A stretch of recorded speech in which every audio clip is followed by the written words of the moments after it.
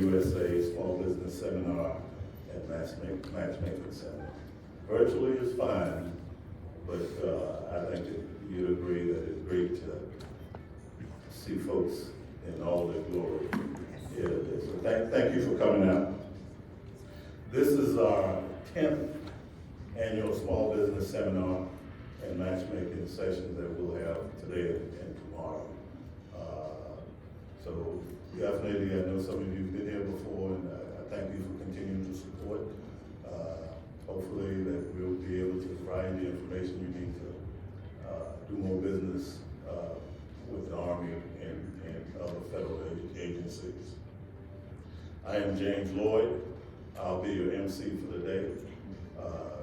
Throughout the day, we'll introduce the other members of the team if you got questions to assist you. I think today we have a real great agenda in store for you. We'll start off this morning with the Undersecretary of the Army, Honorable Gabe Camarillo, followed up by the Assistant Secretary of the Army for Acquisition, Logistics, and Technology, Honorable, I lost his name, Bush. Will come and speak with us. We might even have an opportunity for some Q&A with Mr. Bush and Mr. Camarillo if time permits.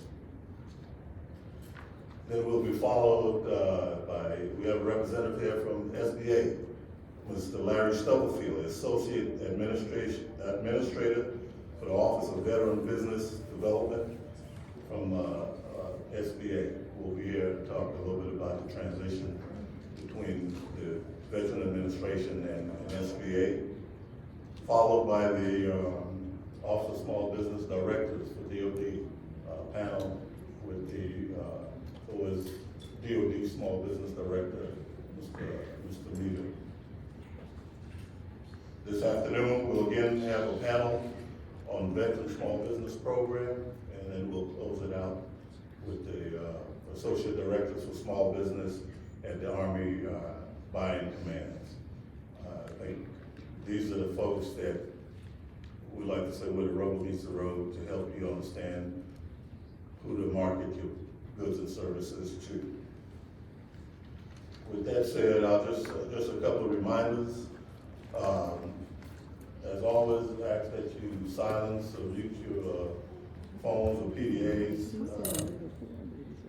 As not to disturb either the speakers or your neighbors. Restrooms, there's some right down the hall here. If you go to the same church, you don't have to raise your hand to go. Just do what you need to do. We have, as in the past, we have floor mics. Please, if you have a question, make your way to the mic and ask your question.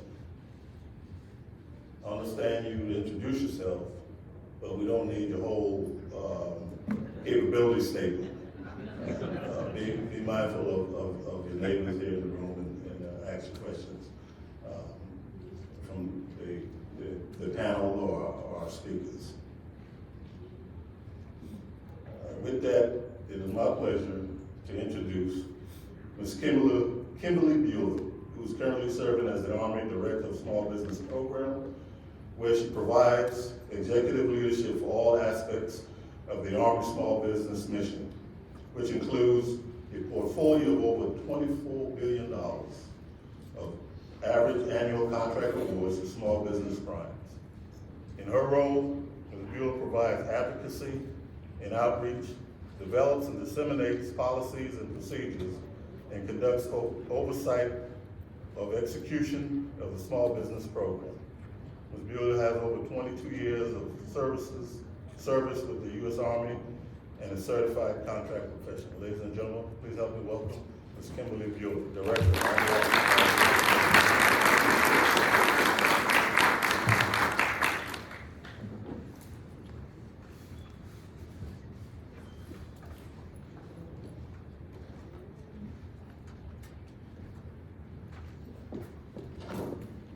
Good morning, everybody. Hopefully you can hear me. If at some point you can't, just raise your hand, let me know. I'd like to back out louder. So thank you, James, for those introductions and those really important reminders as we get started here this morning. It's good to see everybody in person. Last year's AUSA was a bit of a hybrid, so this year we're fully back in person. We're very excited to have the in-person matchmaking as well tomorrow. As James said, we have a very packed agenda today. Our schedule this morning is a little bit in flux, so we ask you to bear with us. The Undersecretary of the Army has actually asked us to do a Q&A with all of you that wasn't originally on the agenda. So I want you to start thinking about what the message that sends, right? How important that is to have the Undersecretary of the Army not only come and speak with you about some exciting initiatives that we have planned, but also to give you the opportunity to engage directly with him. So hopefully you'll have good, easy questions for him. I did want to mention, if you have a specific issue on a contract or something like that, please come up to myself or someone on the staff here. I'm going to introduce them in just a second. He obviously is not going to be able to solve your problem for you, but we certainly will do our best to help. I do want to thank the staff of the Small Business Programs Office for their work in helping with AUSA, as well as everything else that they do on a day-to-day basis to support the small business program. So can I have everybody from the OSBP staff stand up, please?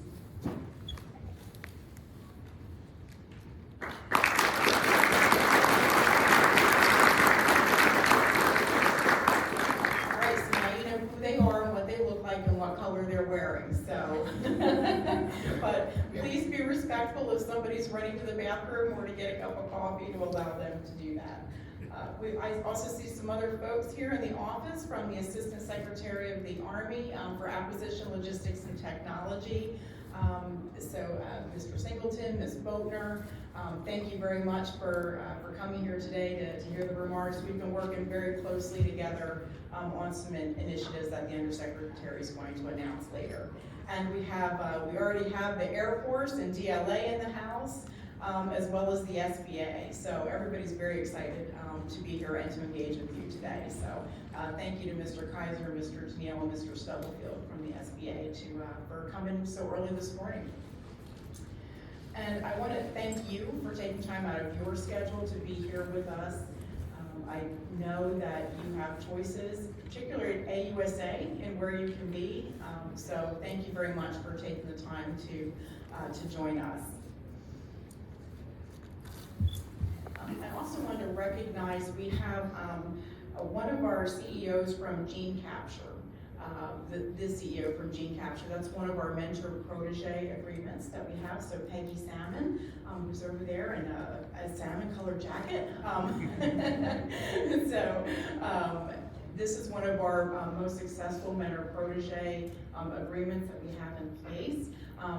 I did have to cut some content out of my presentation this morning, but we have information on the mentor-protege program as well as Gene Capture that has been scrolling this morning, and we'll continue to scroll that information during our breaks and over the lunch period. So I invite you to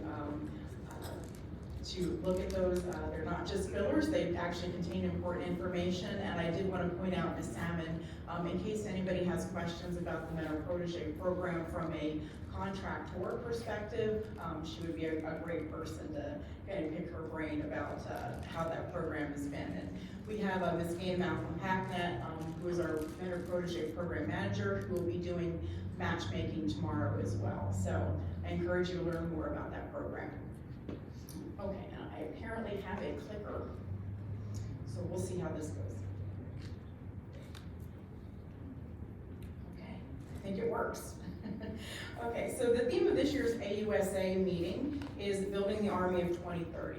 To quote the Chief of Staff of the Army, "The Army is in the middle of the most significant transformation in the past 4 decades.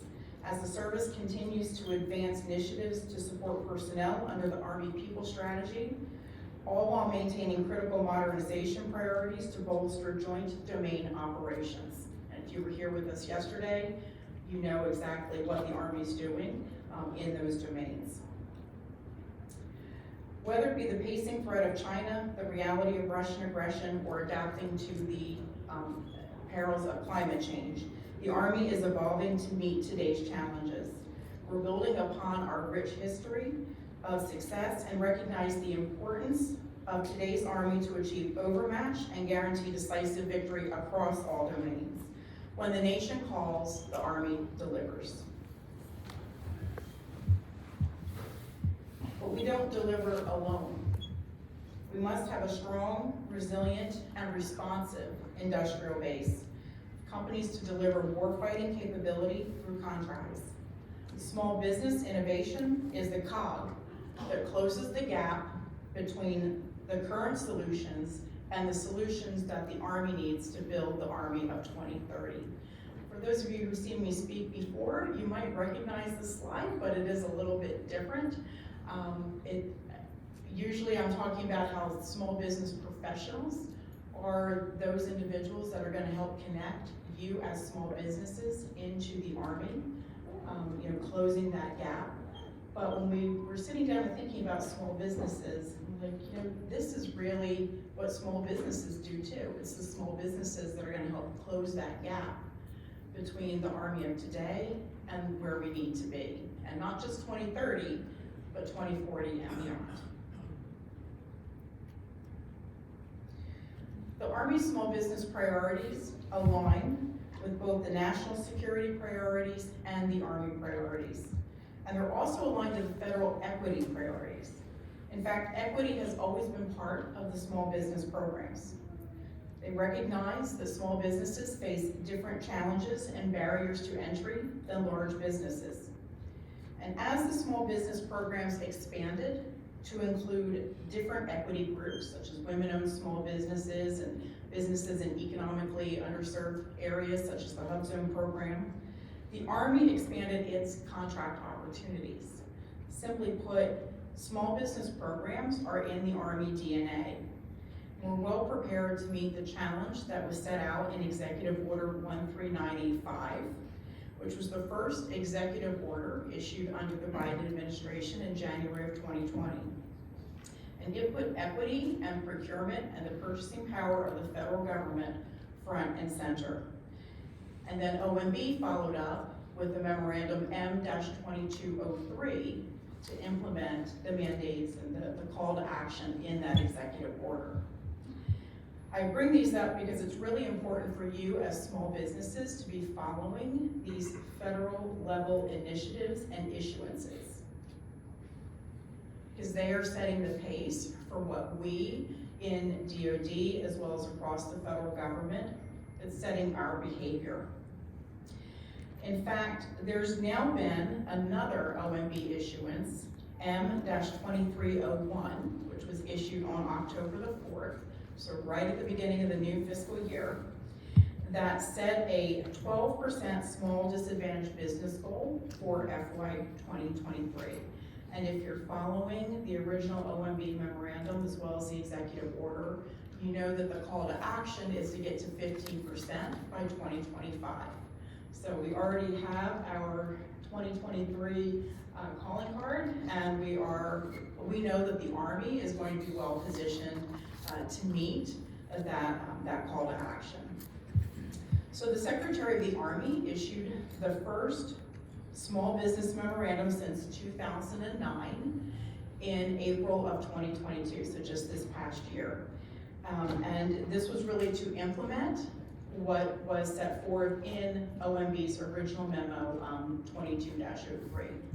So I think that really shows the commitment of the Army at the highest levels of the Army to the small business programs and to advancing the equity initiatives. I do want to take a couple of minutes just to review the FY22 preliminary accomplishments. As you are probably aware, there's a lot of actions that need to settle from the end of the fiscal year. We don't get our official numbers until the second quarter. So there's a lot of cleanup, for lack of a better word, that goes on. So anything I'm going to show you is subject to change, but generally speaking, the numbers don't fluctuate to any degree where I would feel uncomfortable showing you our preliminary numbers. So as you can see, these are the numbers were pulled October 3rd, and you can see the Department of Army not only met but exceeded the expanded goal for small disadvantaged business that was set out in the executive order as well as the OMB memorandum. We did not exceed all of our goals, which is not typical of the Army. For 8 years in a row, we met all of the small business goals, even all of the socioeconomic categories. And then something called COVID came along, and the Army started doing a lot of support to the federal government, particularly for vaccine procurements. And what we've seen is that because those vaccine procurements go into our eligible small business spend, but aren't really eligible for small business awards, right? Pfizer's not a small business. That really does impact our overall goal percentages. But I would encourage you not to focus on that because it's just part of the story. So what we'd like to do is adjust for the COVID support, which will be transitioning over to the Department of HHS, so Health and Human Services. As that spend moves over to HHS, we should see more normalization of the Army's small business achievements. Because I think as you can see, when we take COVID out, not only did we meet our goals, we far exceeded them across the board. I mean, 32% to small business of all Army prime contracts is just extraordinary. And the fact that we exceeded the small disadvantaged business goal, even with the COVID numbers, is really extraordinary. So, all of this is really the direct result of the hard work that's done at the field level from our small business professionals who are advocating for you on a daily basis. One caveat, the Army is also doing a lot of support for the fight in Ukraine. So we're getting replenishment funds, but we're keeping an eye on how that potentially could impact our small business achievements in FY23. Because again, we're gonna see that those dollars reflected in the denominator, but they're not really gonna go to small business in the numerator. So that might be a bit of a challenge, but again, we're the Army, we accept challenge, and we're gonna meet it. So we are well positioned. Okay, so as I start to wrap up, I want to announce some of our upcoming small business engagements. I especially want to highlight our virtual vendor engagement. So we're going to maintain these bi-monthly Teams live-based engagements with small business, because we know that while it's great to come to AUSA and to go to those National Industry Association meetings and engagements, there is a cost for all of that, and there's a lot that we can do virtually to continue to support and train small business and meet our training mission as well. So we're really trying to bring you relevant topics. As you can see there, we're hoping to have a panel on the Army's climate strategy, which I'm sure that you, again, if you were here yesterday, you would have heard a lot about. And then intellectual property, which is an area that we know a lot of small businesses need assistance with and struggle with. We're hoping to hear more about intellectual property in a little bit from the Undersecretary. It's definitely something forefront in his mind. Made in America, there's a lot of energy around this right now. There's a Made in America office up at the White House, and we would like to have them come brief you on what the changes are as well as how it impacts small business. And then finally, a foci and trusted capital. So this is an area where, how you manage foreign investment, right? How you, if you have foreign investors, what you need to do in order to set up firewalls and different protocols in order to deal with that. And when you're, what considerations should you have if you have interest from foreign investors, right? As you're looking to make your business decisions. So, that's a very important topic. It actually, if you were here with us at AUSA a few years ago, I think it was 2019, that was a very popular topic, and we thought it would be important to bring that back. And particularly as we're trying to, again, address the challenges of our pacing threat of China, foreign investment is very important to consider. If you would like to learn more about our upcoming engagements and stay up to date on when they are, how to register, where we might be speaking, other federal events that might be going on, we do publish those up on our website, which is osbp.army.mil.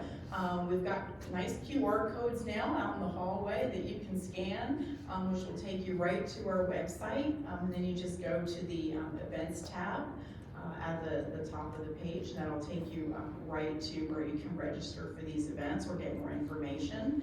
And I would highly encourage you to follow us at Army Small Biz on Facebook, LinkedIn, and Twitter. You can follow me personally, but I will tell you I am not a very good social media poster, so you would probably have much better luck following us at Army Small Biz. But I'm happy to accept a request.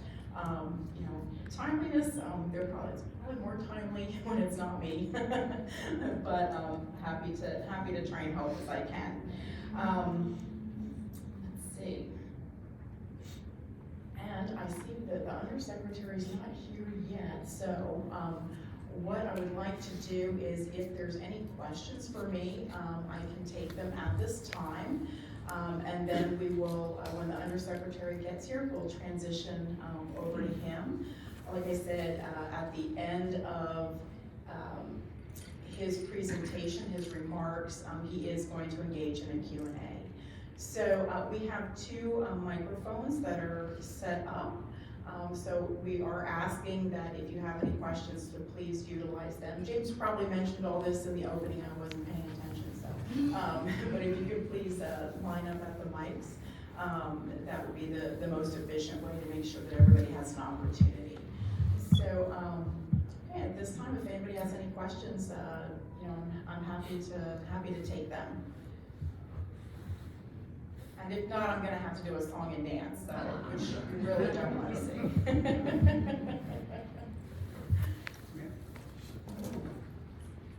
Yes, hi. I'll help you out. Okay. I'll try that one. So thank you so much for your presentation.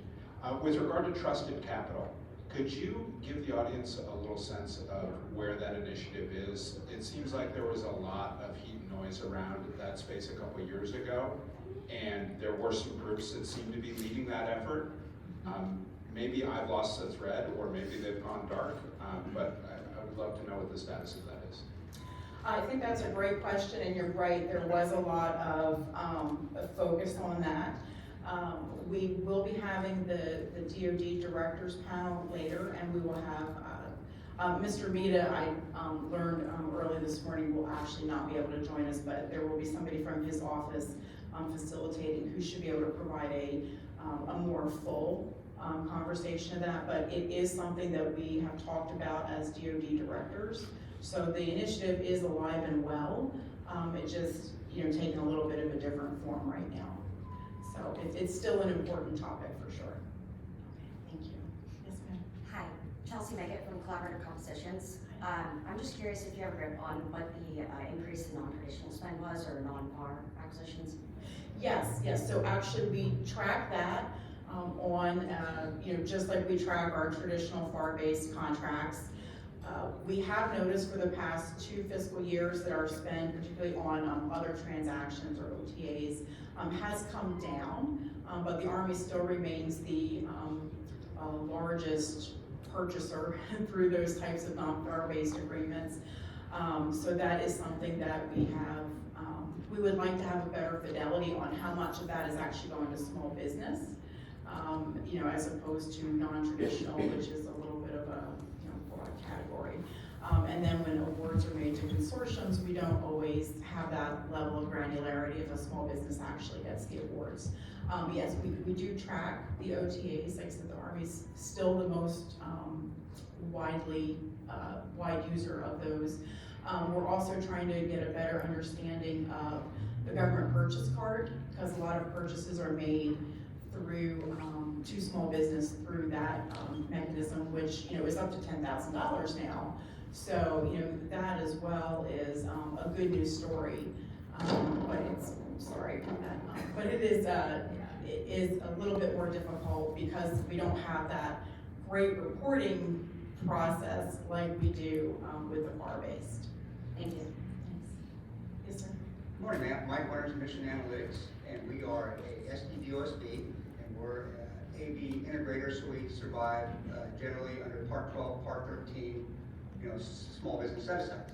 And to make sure I understood the slide correctly, it looked like the 2022 goal for SDVOSB was under, right?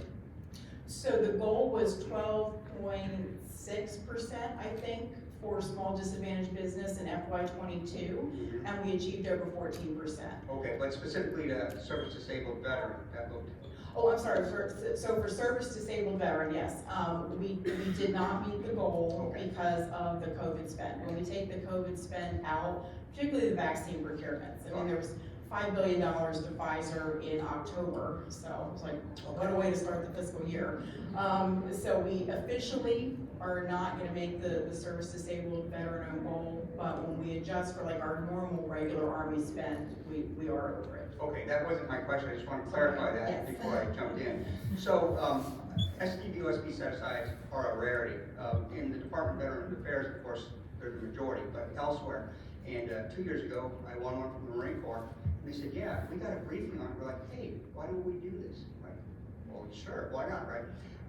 What I do find is that, like on Unison or even on SAM, the U.S. Army, I have never seen an SDVOSB set-aside. And I've won multiple contracts and compete for literally and they just don't exist. Now maybe they do in certain market areas, but not in line. Yet CBP, FBI, they seem to be there. So the question is, if the goal's not met, how come the opportunity's there? And I do the respond to sources sought, identify myself as SDVOSB, comes out on an SDVOSB. Don't have a problem with that, but I'm just surprised that that's happening and the goal's not being met. Yeah, so I think that's a fair point, right? And that is where we need to be using data to inform decision makings and help that inform acquisition strategies.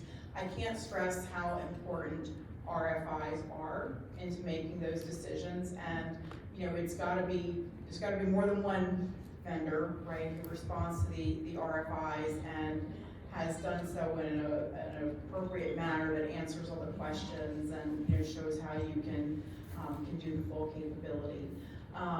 So we do utilize the full range of set-aside opportunities within the Army, like you said, maybe not in your area, but that's where I think data can help us understand not only how we buy within the Army, but how the rest of the federal government, or even within DoD, is using those flexibilities and authorities.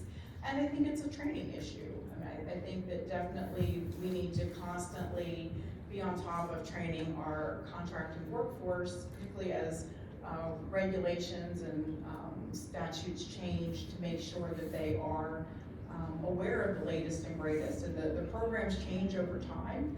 And even though we have requirements to take 40 hours of training every year, that may not be in a specific area where there's been a change, right? So that's incumbent upon us as small business professionals to help make sure that the contracting workforce understands all the tools in the toolbox. But thank you for your question, I appreciate it. If the undersecretary shows up, please come give me the hug.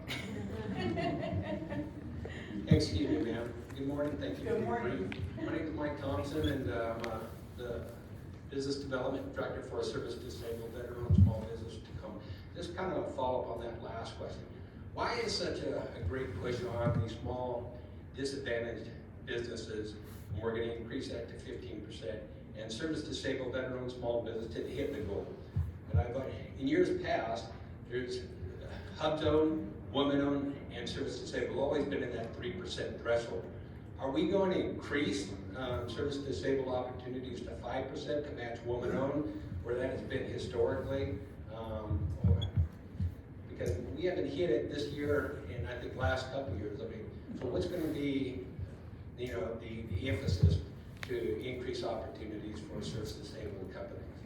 So that, I'm glad you asked that, because we actually have, that's been part of our programming for today. That we have a veterans panel, later this morning. We have Mr. Stubblefield, who's, runs the veterans program at the Small Business Administration. So we don't like the direction that our small, service disabled veteran-owned, dollars have been going. So we are taking action, and that, including the programming that we chose to provide today. And again, it's something that James Lloyd is our service disabled veteran-owned program manager, and it's something that we've talked about.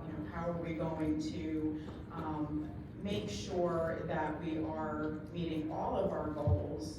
It has been hard with COVID. I mean, there's just when you're doing multiple $5 billion vaccine procurements, it's hard to overcome that. So when we adjust, we're like, okay, we are hitting our goal, but how can we do better? There has been some conversation at the federal level about what is the right time to increase all of the goals.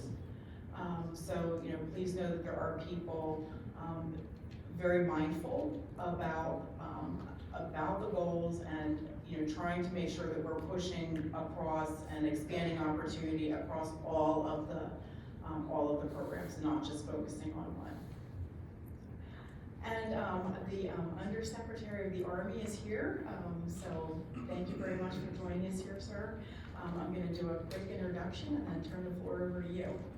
So, the Honorable Gabe Camarillo serves as the Undersecretary of the Army. He was confirmed by the U.S. Senate on February the 2nd of 2022, and he is serving as the 35th Undersecretary of the Army. As the Undersecretary of the Army, he is the Principal Civilian Assistant and Principal Advisor on matters related to the management and operation of the Army, and he's also the Chief Management Officer of the Army. His prior career highlights include significant experience in law, government, national security, and private industry. Mr. Camarillo previously served as the Assistant Secretary of the Air Force for Manpower and Reserve Affairs. I always want to say Army there. And, in that position, he was responsible for military and civilian personnel and reserve component matters for the Air Force. Prior to that, he served as the Principal Deputy Assistant Secretary of the Army for Acquisition, Logistics, and Technology, helping to lead and supervise Army modernization programs, procurement, logistics, and R&D investment. And incidentally, we worked together on small business programs when we were both over in the ASALT, so it's kind of come full circle. Mr. Camarillo's private sector experience includes legal practice at several law firms with emphasis in the areas of commercial litigation, campaign finance law, and government ethics. Mr. Camarillo also taught campaign finance law as an adjunct professor at Georgetown University's McCourt School of Public Policy. Recently, he served as Senior Vice President at SAIC, where he led 2 business units for engineering and IT services company. He received a Bachelor of Arts in Government at Georgetown University and a law degree from Stanford University. He has 2 children, Nathan and Natalie, in Virginia.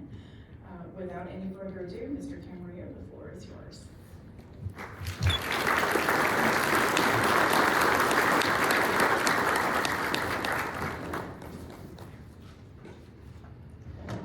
Good morning, everyone. Good morning. And Kim, thank you so much for that kind introduction. I think I remember doing one of these many years ago. So same room, same AUSA, but I'm really excited to see everyone back in person again. I know it's been quite some time. So Kim, I do want to begin by thanking you and the Army's Fall Business team for not only setting this event up together and getting everybody in the same room, but also for all of your work to ensure that the Army meets its small business participation goals. I know it's been a tremendous effort with COVID, And congratulations to all of you. I'm gonna give you a big round of applause.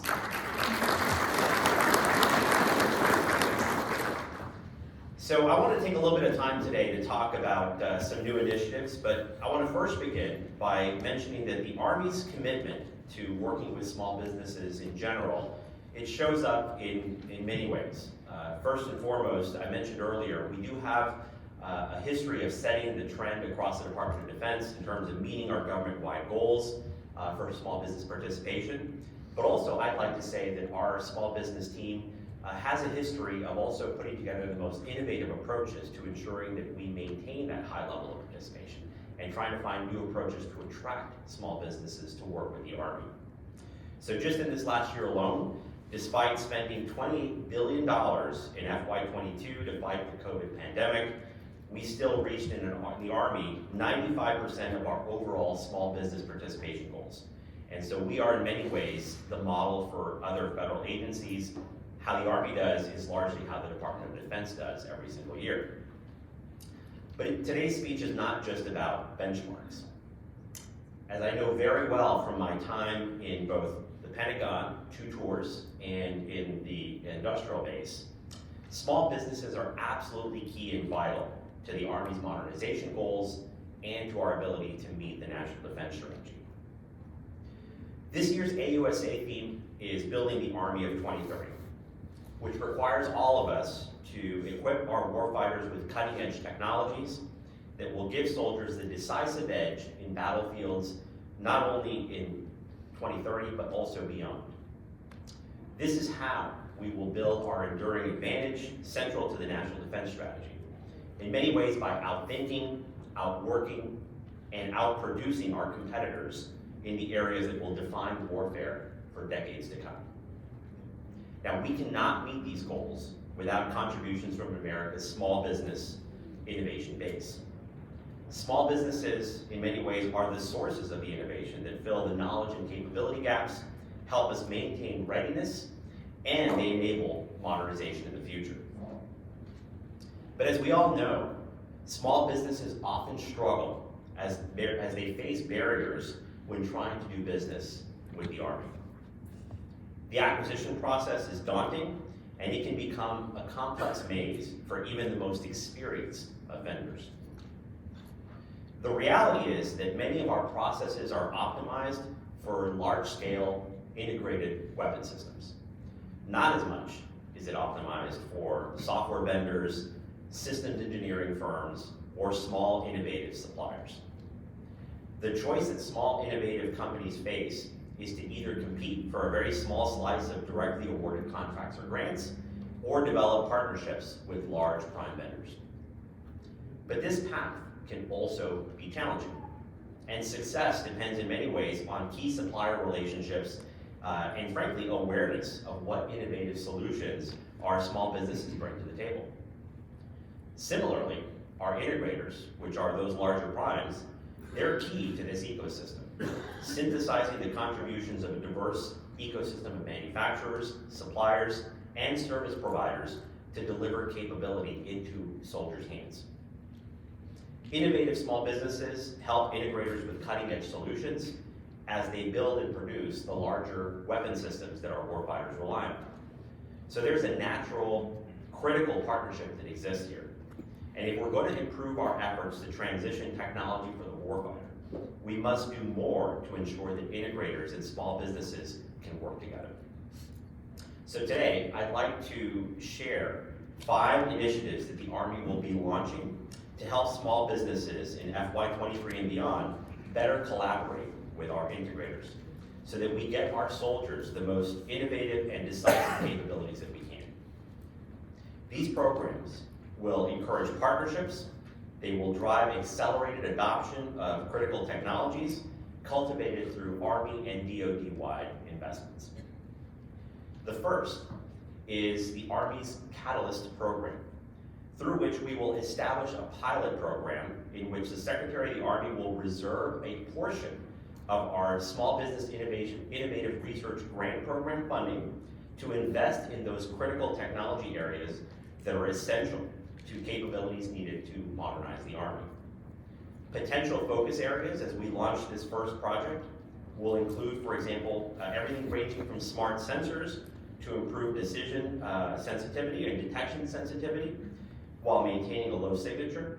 It could include climate adaptive technologies that make soldiers resilient in the field, AI and machine learning capabilities for contested environments.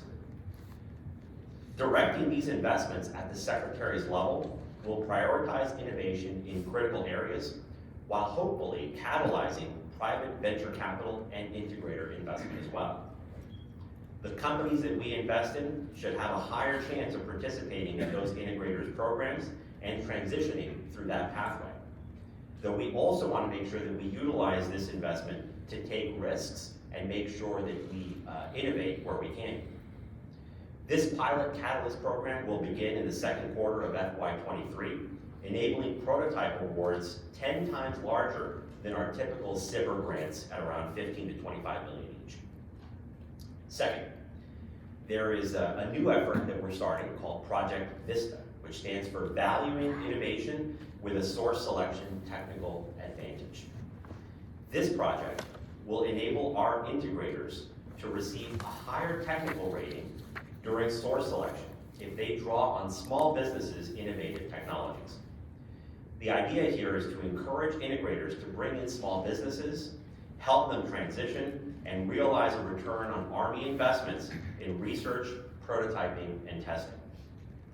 We are currently working on identifying pilot programs for Project Vista based on the maturity and criticality of the designs, the technology, and the requirements, and we hope to select one or more candidates in the coming months to try this effort. So this is us trying to find a way to build those pathways to transition technologies that are outside the direct grant and direct contract award process. Third, the Army is going to build an intellectual property cell of expertise at Army headquarters to provide advice, assistance, and resources to small businesses and the acquisition workforce on intellectual property matters. Small businesses, as we all know in this room, often hesitate to participate in Army acquisition programs for fear of losing too much of their intellectual property. The cell of experts that we're building in this initiative will work directly with small businesses, the Army's R&D community, and program offices within the Army to develop balanced approaches to intellectual properties that incentivize small business participation while safeguarding and addressing Army sustainment needs, helping the Army to balance those critical needs and demands a little bit more effectively. This cell will also broadly help our acquisition workforce to ask for the right amount of intellectual property instead of the typical all or nothing approach that we've seen in the past. As you all know, the Army has traditionally cast its lot in this direction. We have adopted a policy to take a more nuanced approach to intellectual property, but we know that one of the areas where we are lacking is expertise in-house to make it happen and to tailor those approaches specific to individual programs. This cell of experts will definitely help us do that, and it will help us or enable us to take a positive step in this direction. Fourth, the Army will relaunch an R&D marketplace that will connect small businesses and other technology developers with integrators and other larger primes, along with RDT&E funding sources and resourcing opportunities. The marketplace will break the model of traditional stovepipe databases, and it will serve as a unique tool in the federal government by providing unprecedented transparency and connectivity across a wide range of stakeholders. Army and DoD contracting officers, small businesses that develop technology, and integrators will be able to see Army investments, vet technology maturity, and assess program milestones to make informed decisions about how to navigate our processes. AI and data fusion tools will ensure that programs and integrators can find and employ the right small business technology at the right time for the right programs. The marketplace we hope to open later this fiscal year. And finally, we are adding a prime competition to our X-Tech Awards, the Army's flagship prize competition.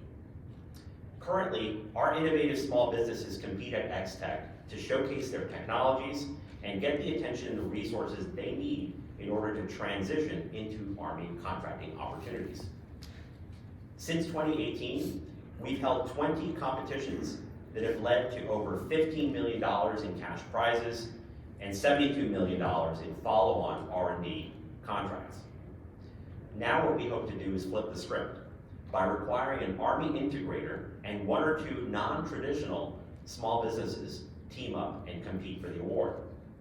The competition will drive down transition risk by incentivizing collaboration and prototyping upfront. Winners will be eligible for a follow-on contract for prototype development and deployment, and the competition kicks off in FY23. We plan on announcing the winner of the first round of awards at next year's AUSA. So these are our 5 signature initiatives for small businesses. And in my view, I think they will change the game for our innovative small business industrial base, and hopefully create more pathways and more opportunities to work with the Army.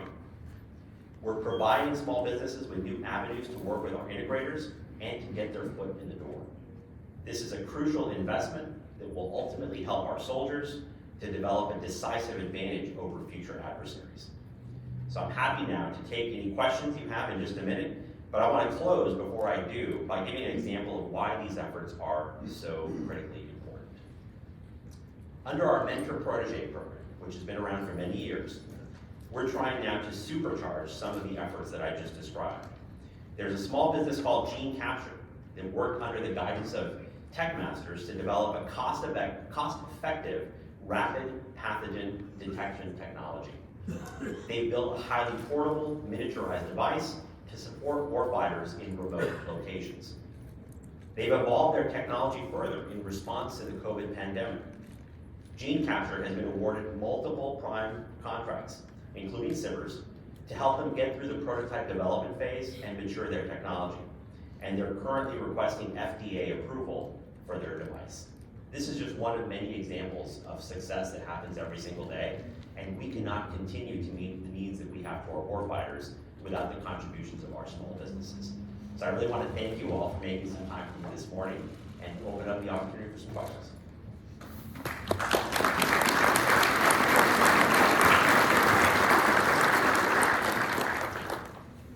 If you could please go to the microphones if you have any questions. Good morning, Chelsea Meggett from Collaborative Compositions. Between the SIVR, X-Tech, OTs, and now Catalyst, do you have a transition rate or a fielding rate for any of these technologies over the past 2 to 3 years? And are we seeing them being spread in terms of funding? How's the R&D funding being spread? Yeah, I wish I had some metrics that I could recite, but I don't, and we can certainly provide that. What I will tell you is that we have made over the last 3 or 4 years in the Army a more determined effort to bring in and attract those non-traditionals.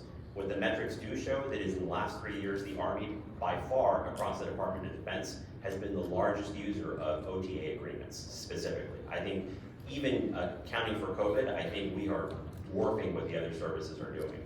That is a positive step in the right direction, but I think that we can do more, and we'll continue to gather data on those efforts.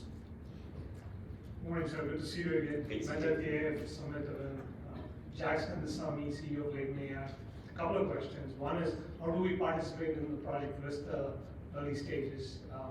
We're a great candidate for that. Second question is, I've been walking around the halls of the convention center, and I see a lot of Army folks walking up to traditional companies asking about job openings and stuff. With the Mentor Protege program, why not extend that to transition some of those folks to work with folks like us, small business, so we get to experience some of their experiences and help us integrate better with supplying the Army. So 2 great questions. So on the first one, with regard to Project Vista, again, we're doing something a little bit novel here. We're looking at our source selection evaluation criteria to find ways to provide extra credit, if you will, or incentives for integrators to work with designated small businesses, and also in those critical technology areas that we think are going to be so important for the Army. How we do that is going to be a process where we work with the industrial base to get some feedback, and we're going to definitely want to pilot this at first. We're probably going to pilot it at first with some of the smaller programs in the Army at the ACAT 2, ACAT 3 level, for example. And we're in the process right now of surveying the landscape to look at which programs have upcoming developmental milestones that will make themselves good candidates for this type of an effort. We hope to have some feedback pretty soon about which programs we'll use. We're working our way through that. But certainly in terms of ideas about how to make the project successful, ultimately how we hope to scale it out, I encourage you to reach out to Kim Bueller, who is here from our Small Business Programs Office, and to, of course, to ASALT, who handles the acquisition process for all of our programs of record. And although he was originally going to be here, he couldn't be here, is Doug Bush, our current ASALT. He is well aware of this. He is working in partnership with Kim to make sure that we get this program off the ground. Now, your second question was about talent and making sure that that talent can be widely accessed throughout the industrial base, both large and small. To be very clear, I don't think we encourage the Army, anybody to go look for jobs at AUSA, so I want to be absolutely clear about that. But I do think the issue of permeability of talent is really important. I'll tell you, although it's not directly related, I do believe that there's value in, and we have lots of training with industry programs. And I know in the last few years, the Department of Defense had opportunities to have even talent exchanges where folks from the industrial base worked in the Department of Defense in various offices, whether it was a contracting organization, a PEO, or in some cases here at the headquarters. We'd like to find ways to expand those talent exchange programs because I think it really benefits everybody. I think the value to our small business innovation base is that it gives you better awareness of what opportunities exist, how to navigate the process, and it gives you that institutional know-how. So I'd be very eager to work with the community to find better ways to refine our current programs, or if needed, to start some new ones.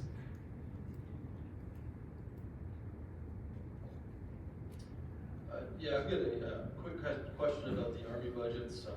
My name is Paul Melrose, and I own Compotech. We've done majority of defense work with the Army, and looking at the 22 budgets, it looked like the R&D and procurement budget was down, let's say between 6 and 7%, whereas Air Force and Navy were up 15%. You see a lot less overall dollars going out with Army versus other programs.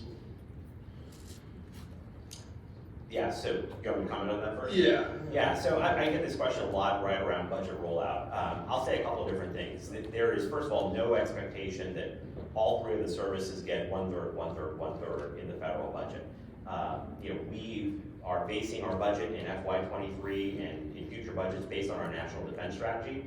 There are needs for investment across the department that have been prioritized in recent years. I'll give you the biggest example, which is our nuclear triad recapitalization.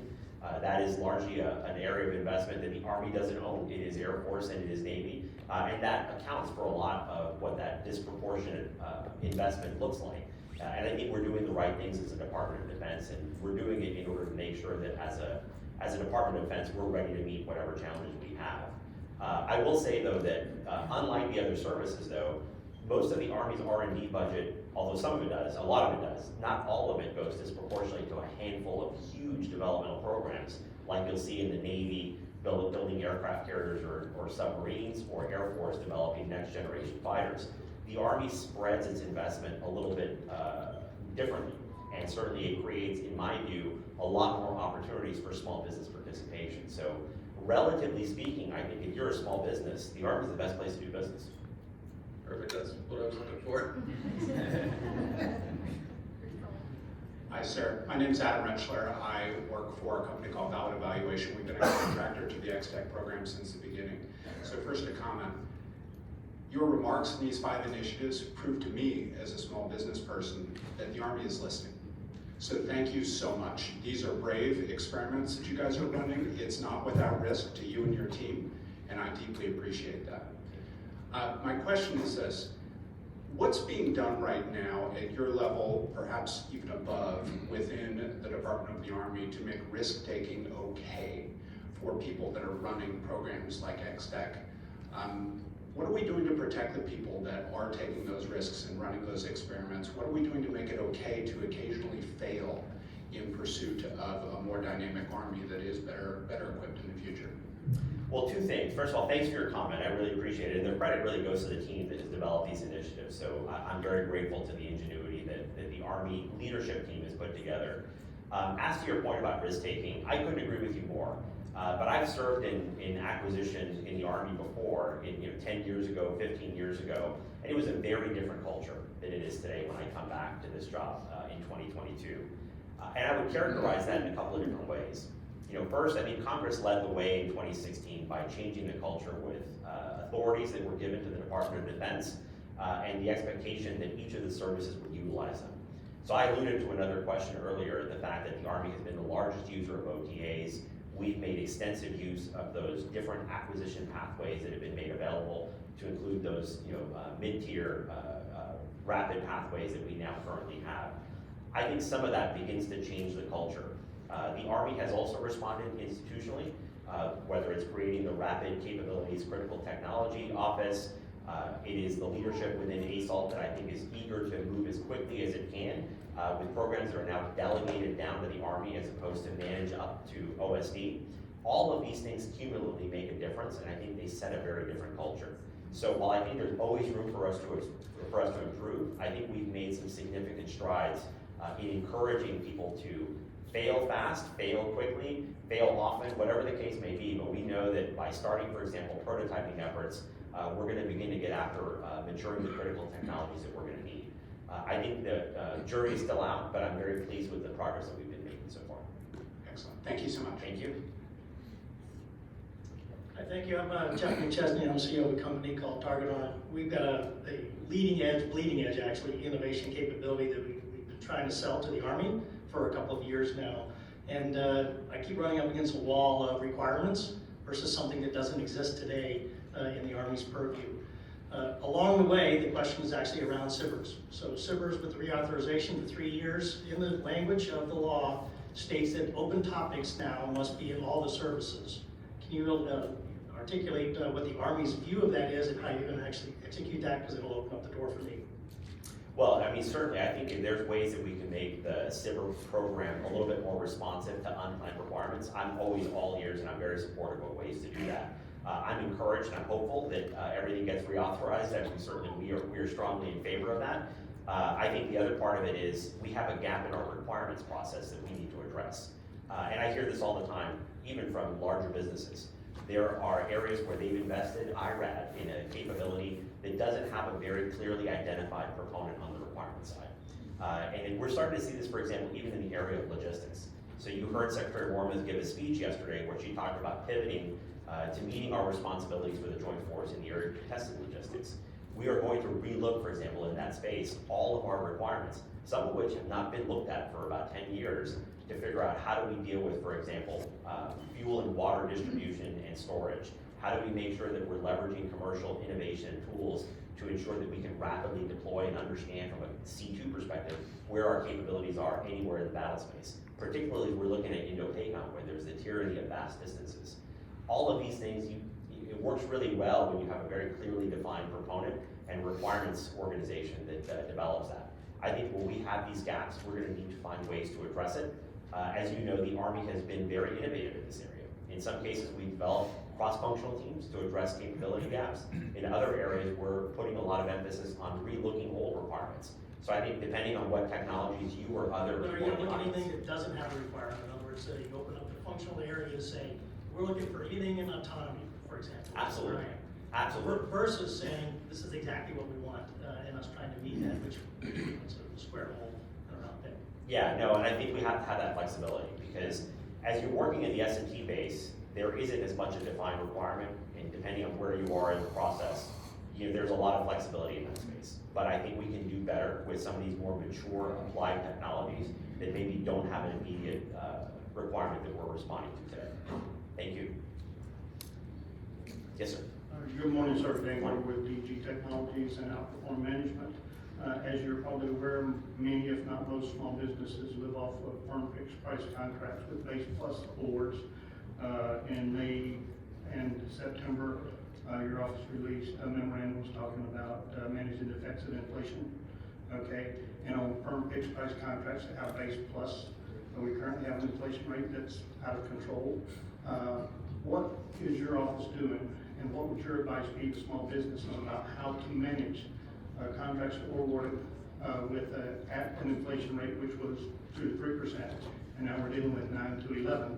okay? And you want us to retain and hire high-quality talent and keep them in those positions so we provide continuity of operations to the force.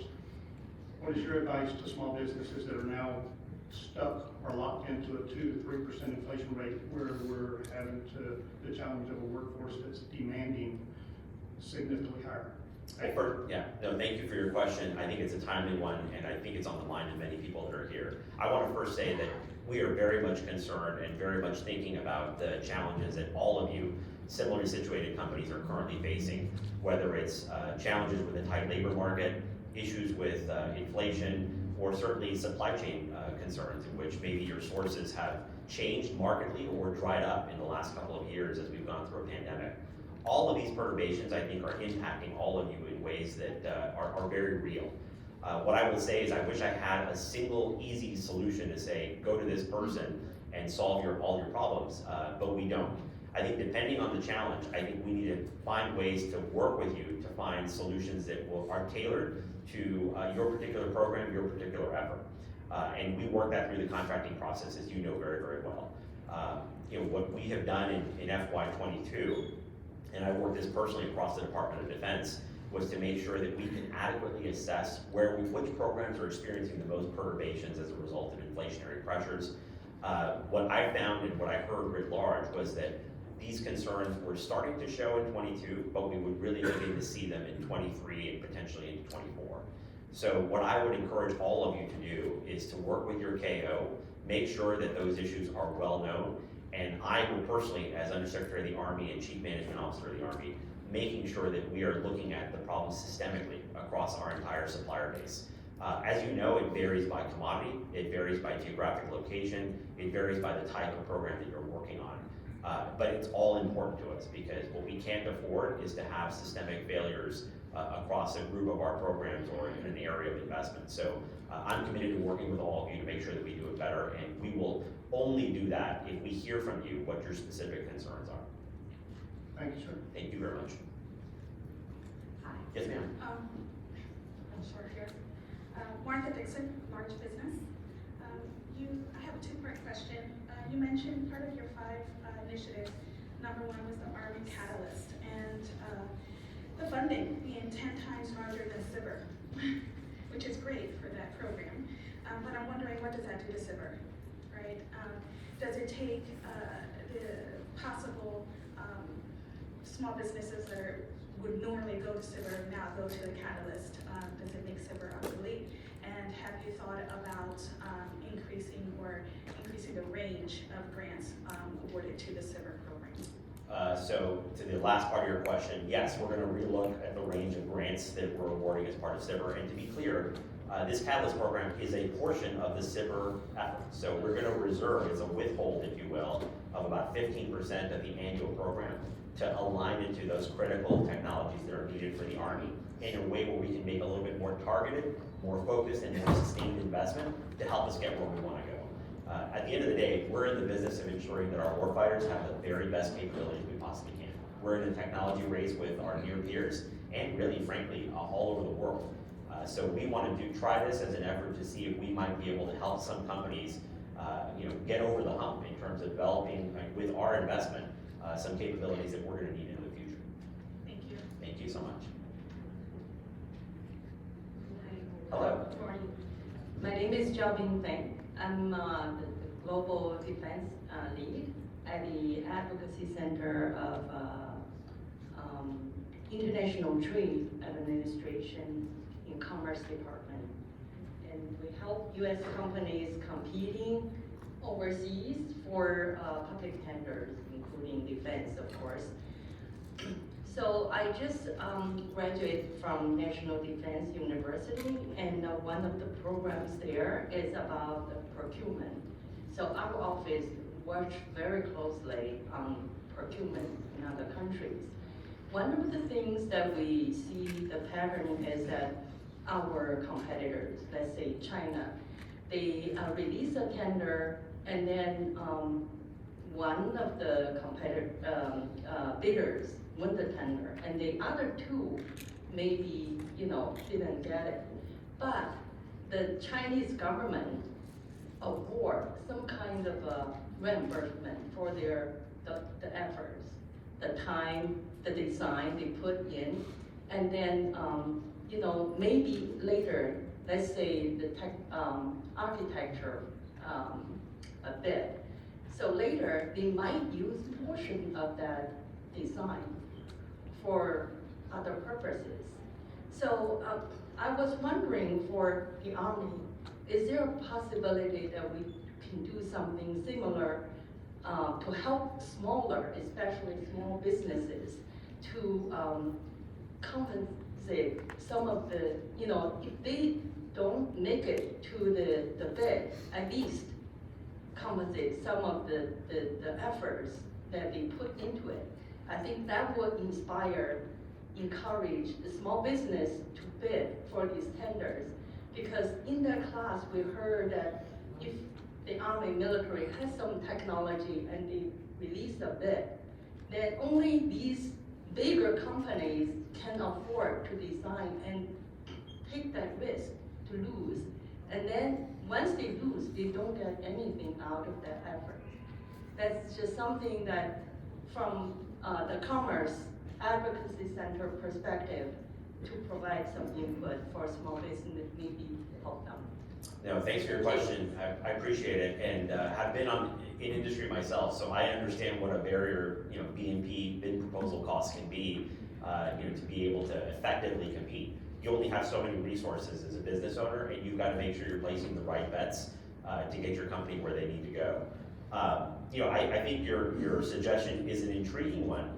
I think we have to take a really close look about, what defined portfolios might that make sense in, where there's already areas where we are funding continued development, maybe through other sources, whether it's through grants, other cooperative research opportunities, or in some cases, working with even the larger businesses. There are fully funded efforts to continue iterating on designs and prototypes, from multiple teams. That gives different teams at different stages of a program opportunities to continue funded work by the government. I'll give you an example. So our tech demonstrator programs for example, future vertical lift, or what we're doing now on our optionally manned fighting vehicle, are trying to cast as wide a net as possible among teams to continue to iterate on designs as much as possible. We want to keep that competition going. So I think we just have to look to see how we can best target something like that. Something we can certainly explore. I think we just have to look to make sure that it's something that would be sustainable over time.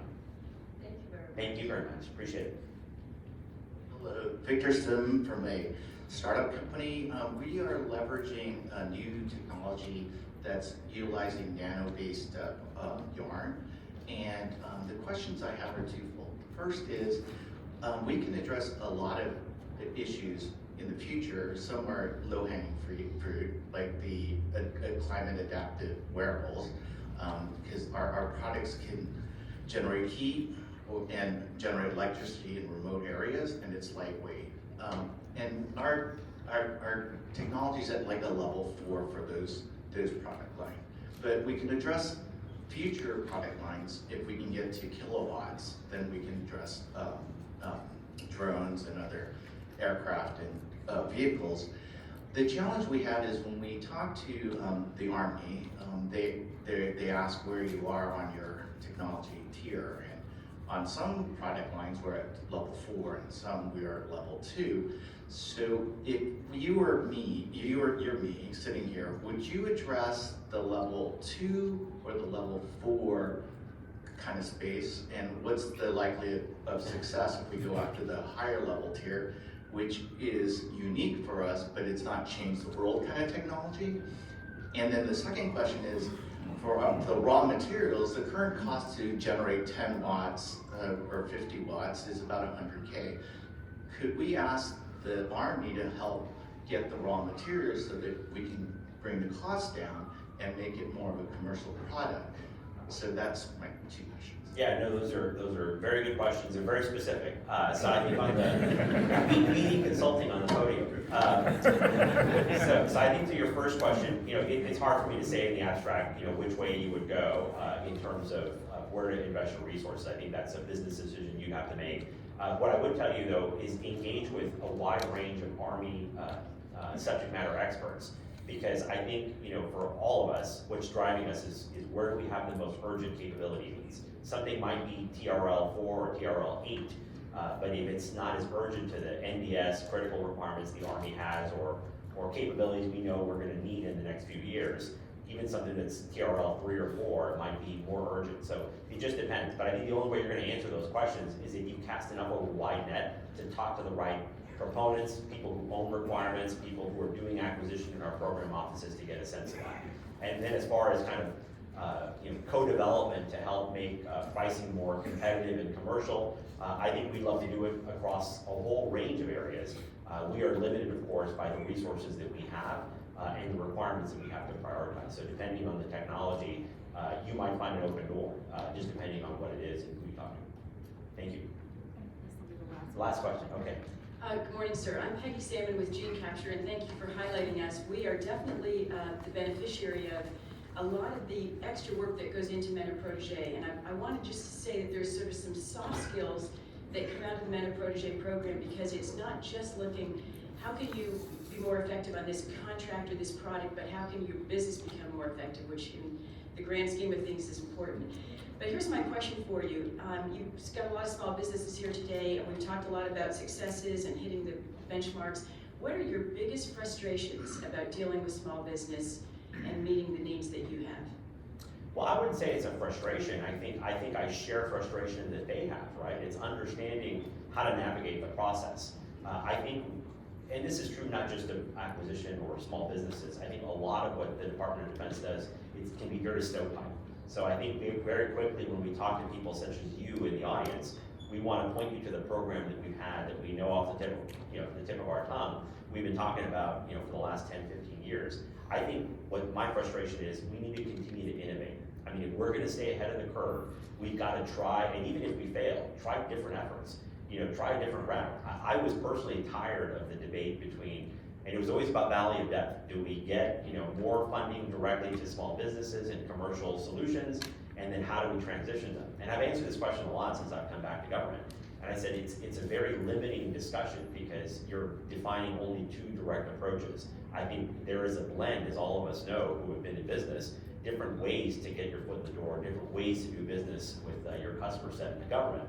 And so I think our programs, our initiatives, and our efforts have to span that range as well. So as long as I'm here in the job, I'm going to try to push, and some of these, hopefully all of them will work. If some of them don't, we'll try different ones. And I think that's what our responsibility is to continue to try to innovate, to find better ways to tap into the innovation that all of you provide. Thanks so much. All right. Thank you so much.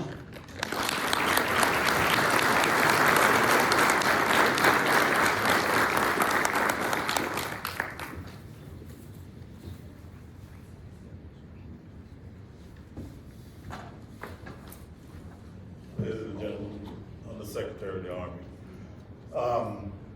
Our next speaker is a little delayed, so I encourage a break in place, or normally I get you up and do calisthenics, but I can't do it anymore, so I won't ask you to do it. So we'll stand by for another 5-10 minutes till I will push around.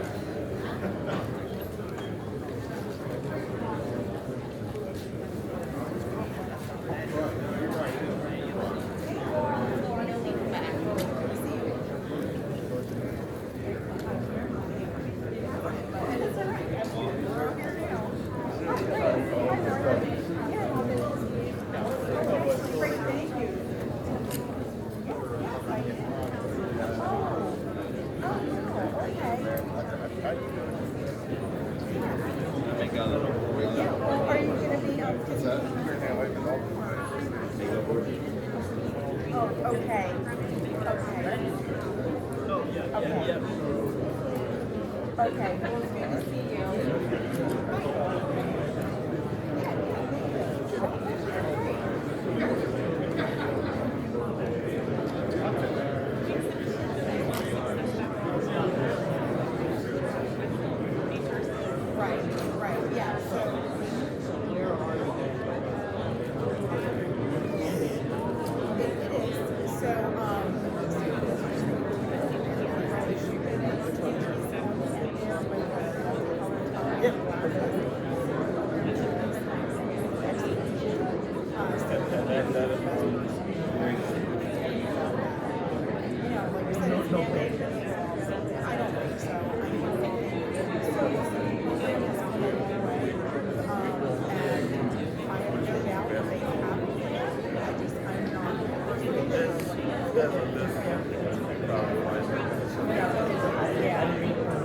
Well, I think we've been focused on the 5 initiatives and getting them moving where you want it.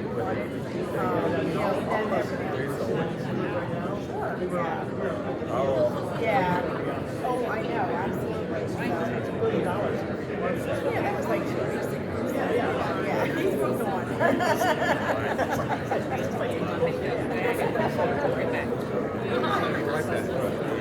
Oh, yeah, let me give you my card. I got it.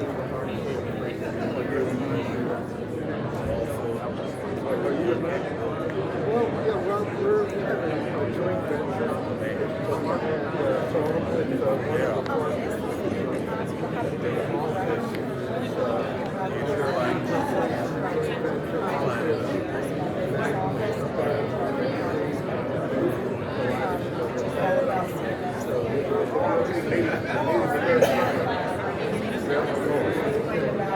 me take a look. We'll be right back.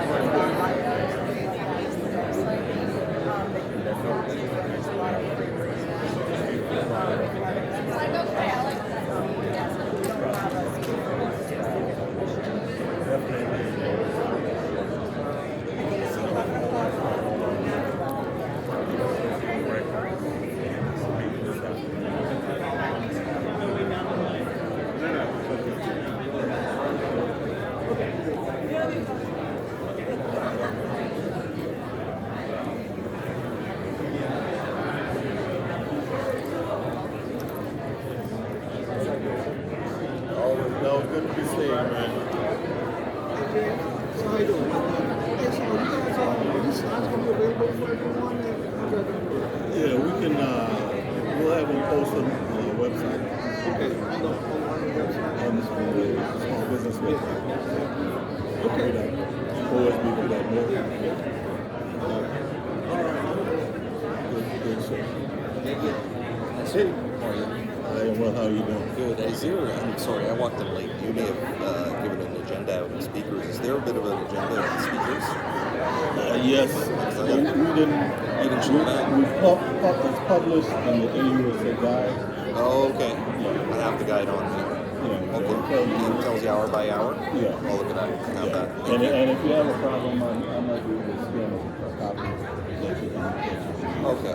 But, well, I'll look at the guide if it's in there. Yeah. It's just I'm in and out for meetings, but I wanted to kind of time maybe not missing out on some important stuff. Thank you very much. All right.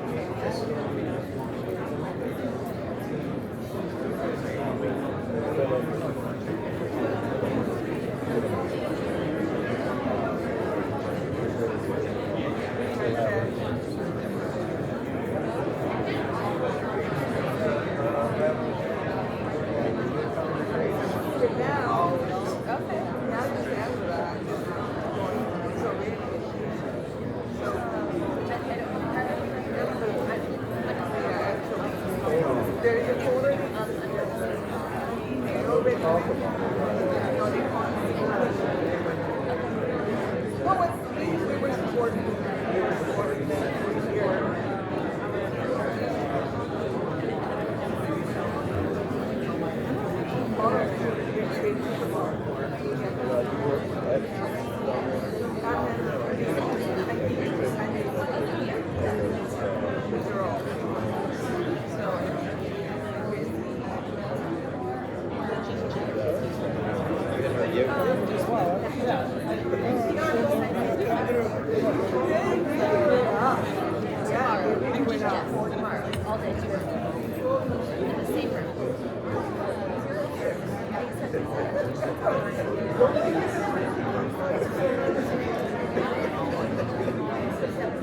the hope is on the rest of the march.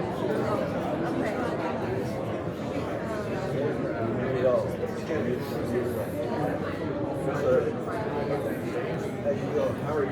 Good to see you. Weird. That's how you're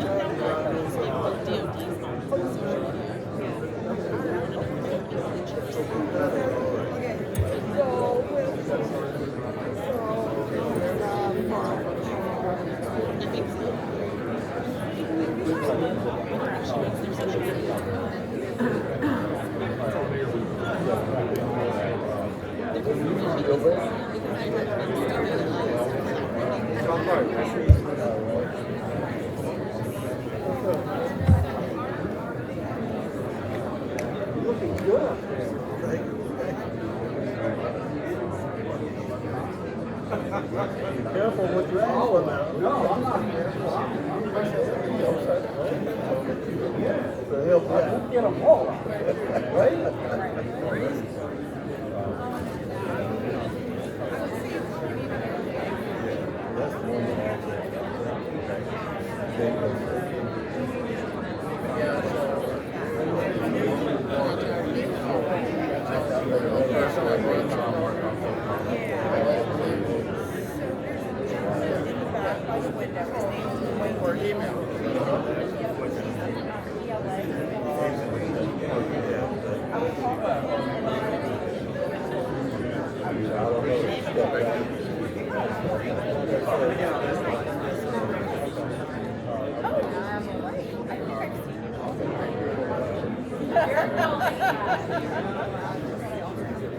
Yes, I know. That's amazing, right? Yeah, yeah. Great. Yeah.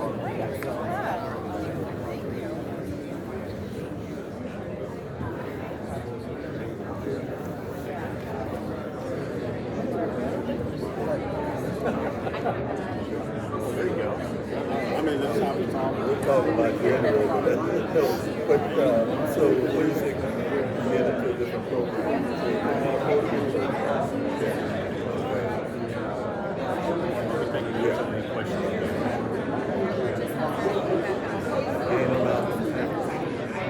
Matter of fact, we still have a day in the certainly if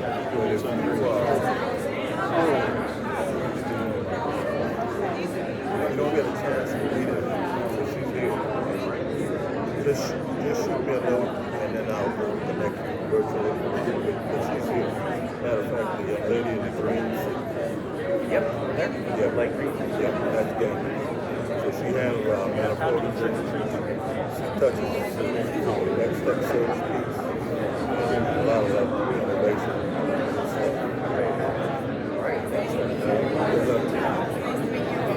Hey.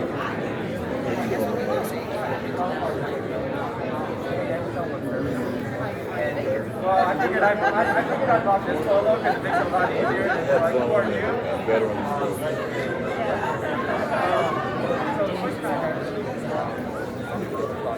What do you do? Some SPP. Are we ready? Ready? Ready to go.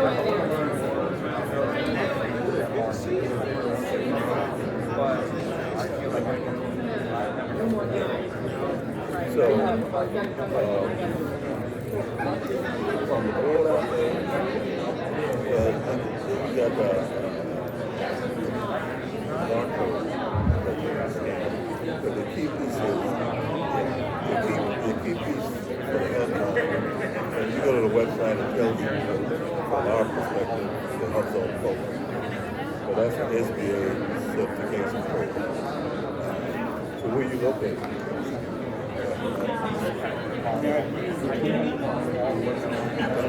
I got a reseller. That's how I got started. Right, so I think it's still, they're trying to move to 33% of your workforce after labor laws. It used to be 35. But either way, we need to really look at that because it's a challenge. Of course, start paying people a little bit more. They want to look, so that's from the conversation I've had with much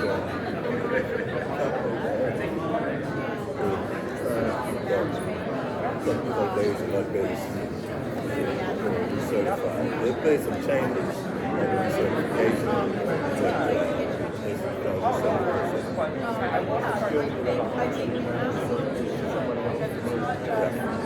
Make a little more money, different school district and those kind of things. That's been one of the biggest challenges.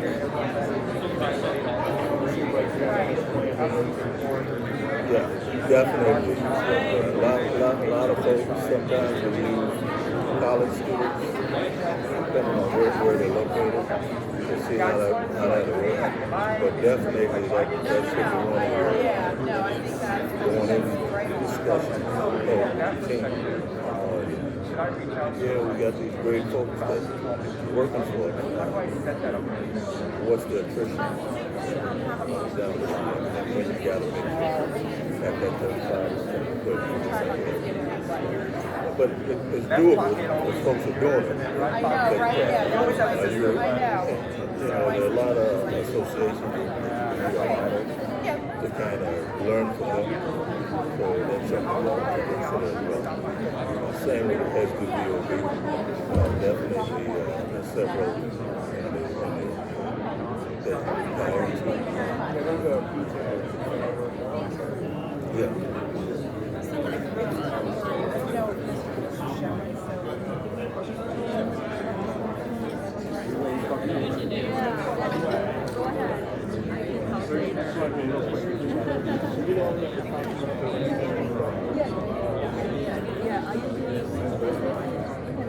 Not yet, but it's something I was looking at. You have a business card? Yeah.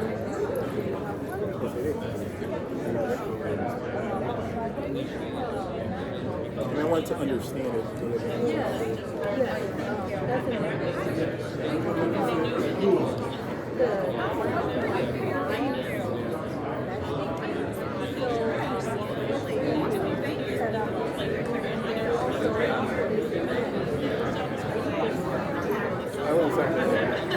So I'm not flying out until Thursday morning, but I set up, I was only allowed to set up 3 matchmaking events, so I did that, but the 2 of the people who didn't set yet, I have to go back on and check. But if it's possible with me, then I'm going to go there today. Well, today is a very tough. We have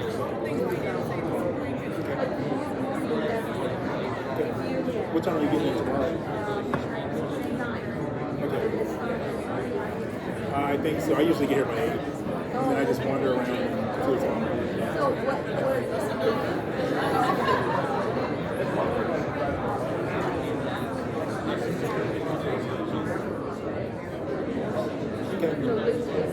Okay, can I have you take your seats? Can we close the door?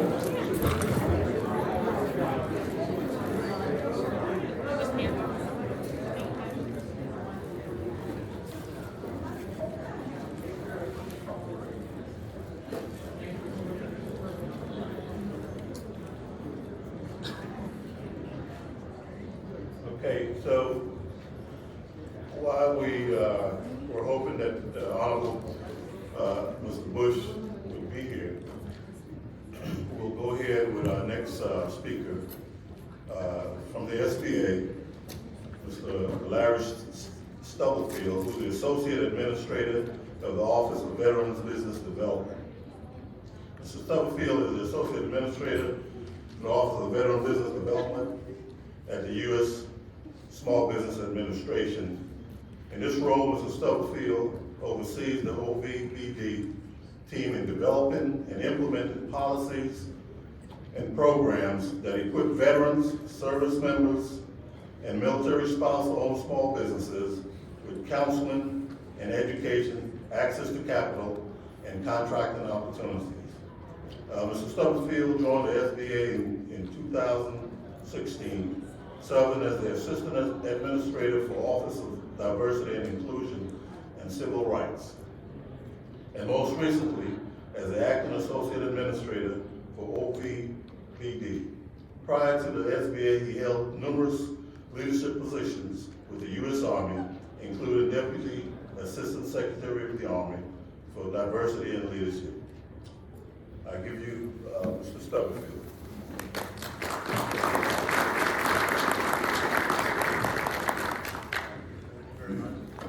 Good morning. Good morning.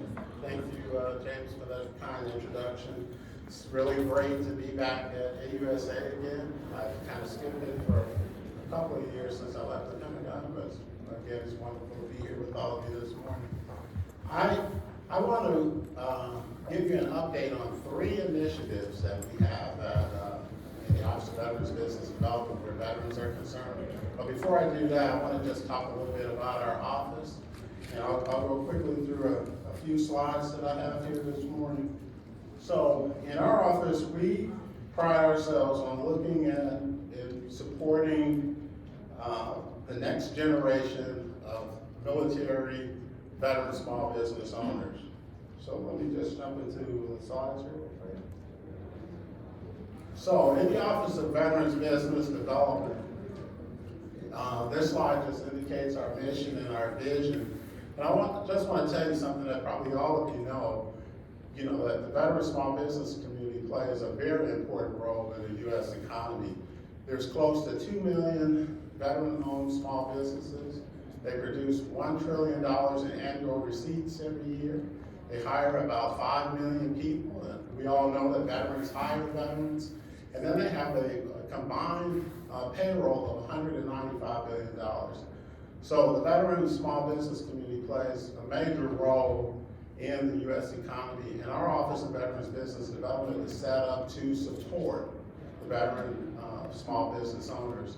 So looking at the slide here, our mission entails empowering transitioning service members, and that's those who are leaving the military, transitioning service members, veterans from any era, military spouses, reservists, and National Guardsmen, with the tools that they need to either start, grow, expand their business, or in the unfortunate event that the business is affected by a natural declared disaster, we help stand the businesses back up.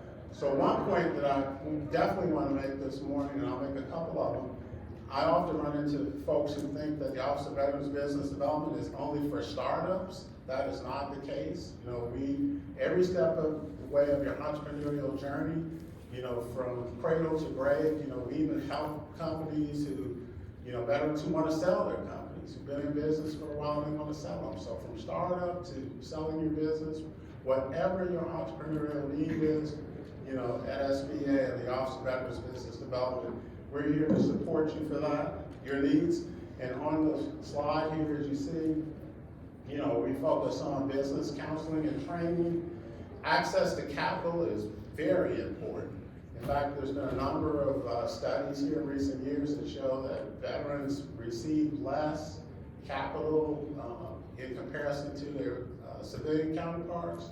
So we're very focused on access to capital, contracting opportunities, whether it's at the federal, state, or local levels. We help in that regard. And then like I mentioned, the disaster assistance piece. So, when you're in uniform, you're taught to take the hill and do whatever you need to do. And in some cases, if you're the lone person, on the mission to accomplish the mission, what we like to tell the veteran small business community is entrepreneurship. You're not alone. It's not a solo sport. And we are here for you every step of the way. So how do we provide support?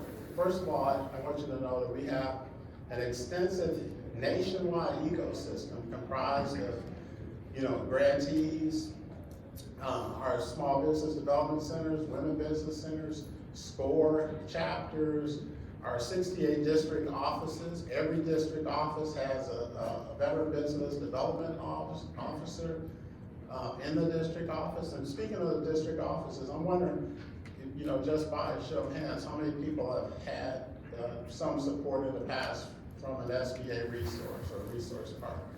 Okay, so quite a few, okay, so thank you for that. So at the heart of the support that we provide, it is our Veteran Business Outreach Centers. Our Veteran Business Outreach Centers, known as VBOCs, we have 22 VBOCs located around the country. They support all 50 U.S. states, you know, and U.S. territories. The beauty of the Veteran Business Outreach Centers is these are veterans themselves, the directors, the staffs, are veterans, military spouses, family members, and in most cases, they've been former business owners. They speak, they speak the speak that we speak. You know, they talk the veteran talk.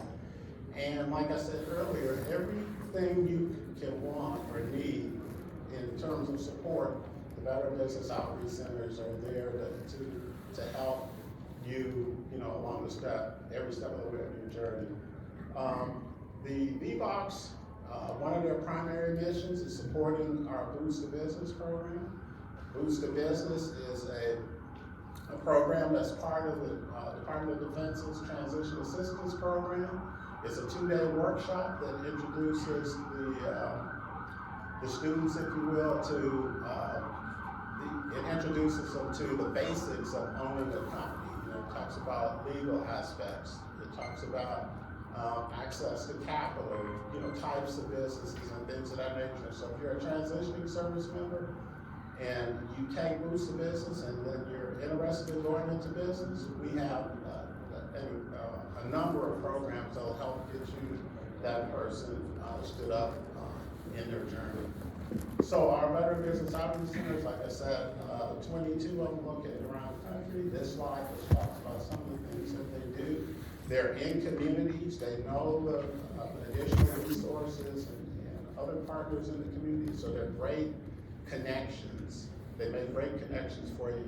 And one thing that we're a little, that we get causes us a little bit of angst, and that is to see a veteran, in need, like say for example, needing a business plan and and paying someone to develop a business plan for you, when what we do is free. You can come in and, like I said, our subject matter experts, whether it's in the VBOCs or the Small Business Development Centers, or Women Business Centers, the SCORE chapters, and others are all on board to help you for free. And speaking of contracting, we have here with us, I know a lot of you probably know Barbara Ash. She's one of our resource partners that we're very proud of, working with Barbara and VIP. But see, I know a number of you probably know about VIP. Yeah, I see a few hands here. If you don't, you will before today is over, because we're gonna have a panel this afternoon. But at SBA, we highly value the partnership with VIP in terms of, it was mentioned earlier about goaling.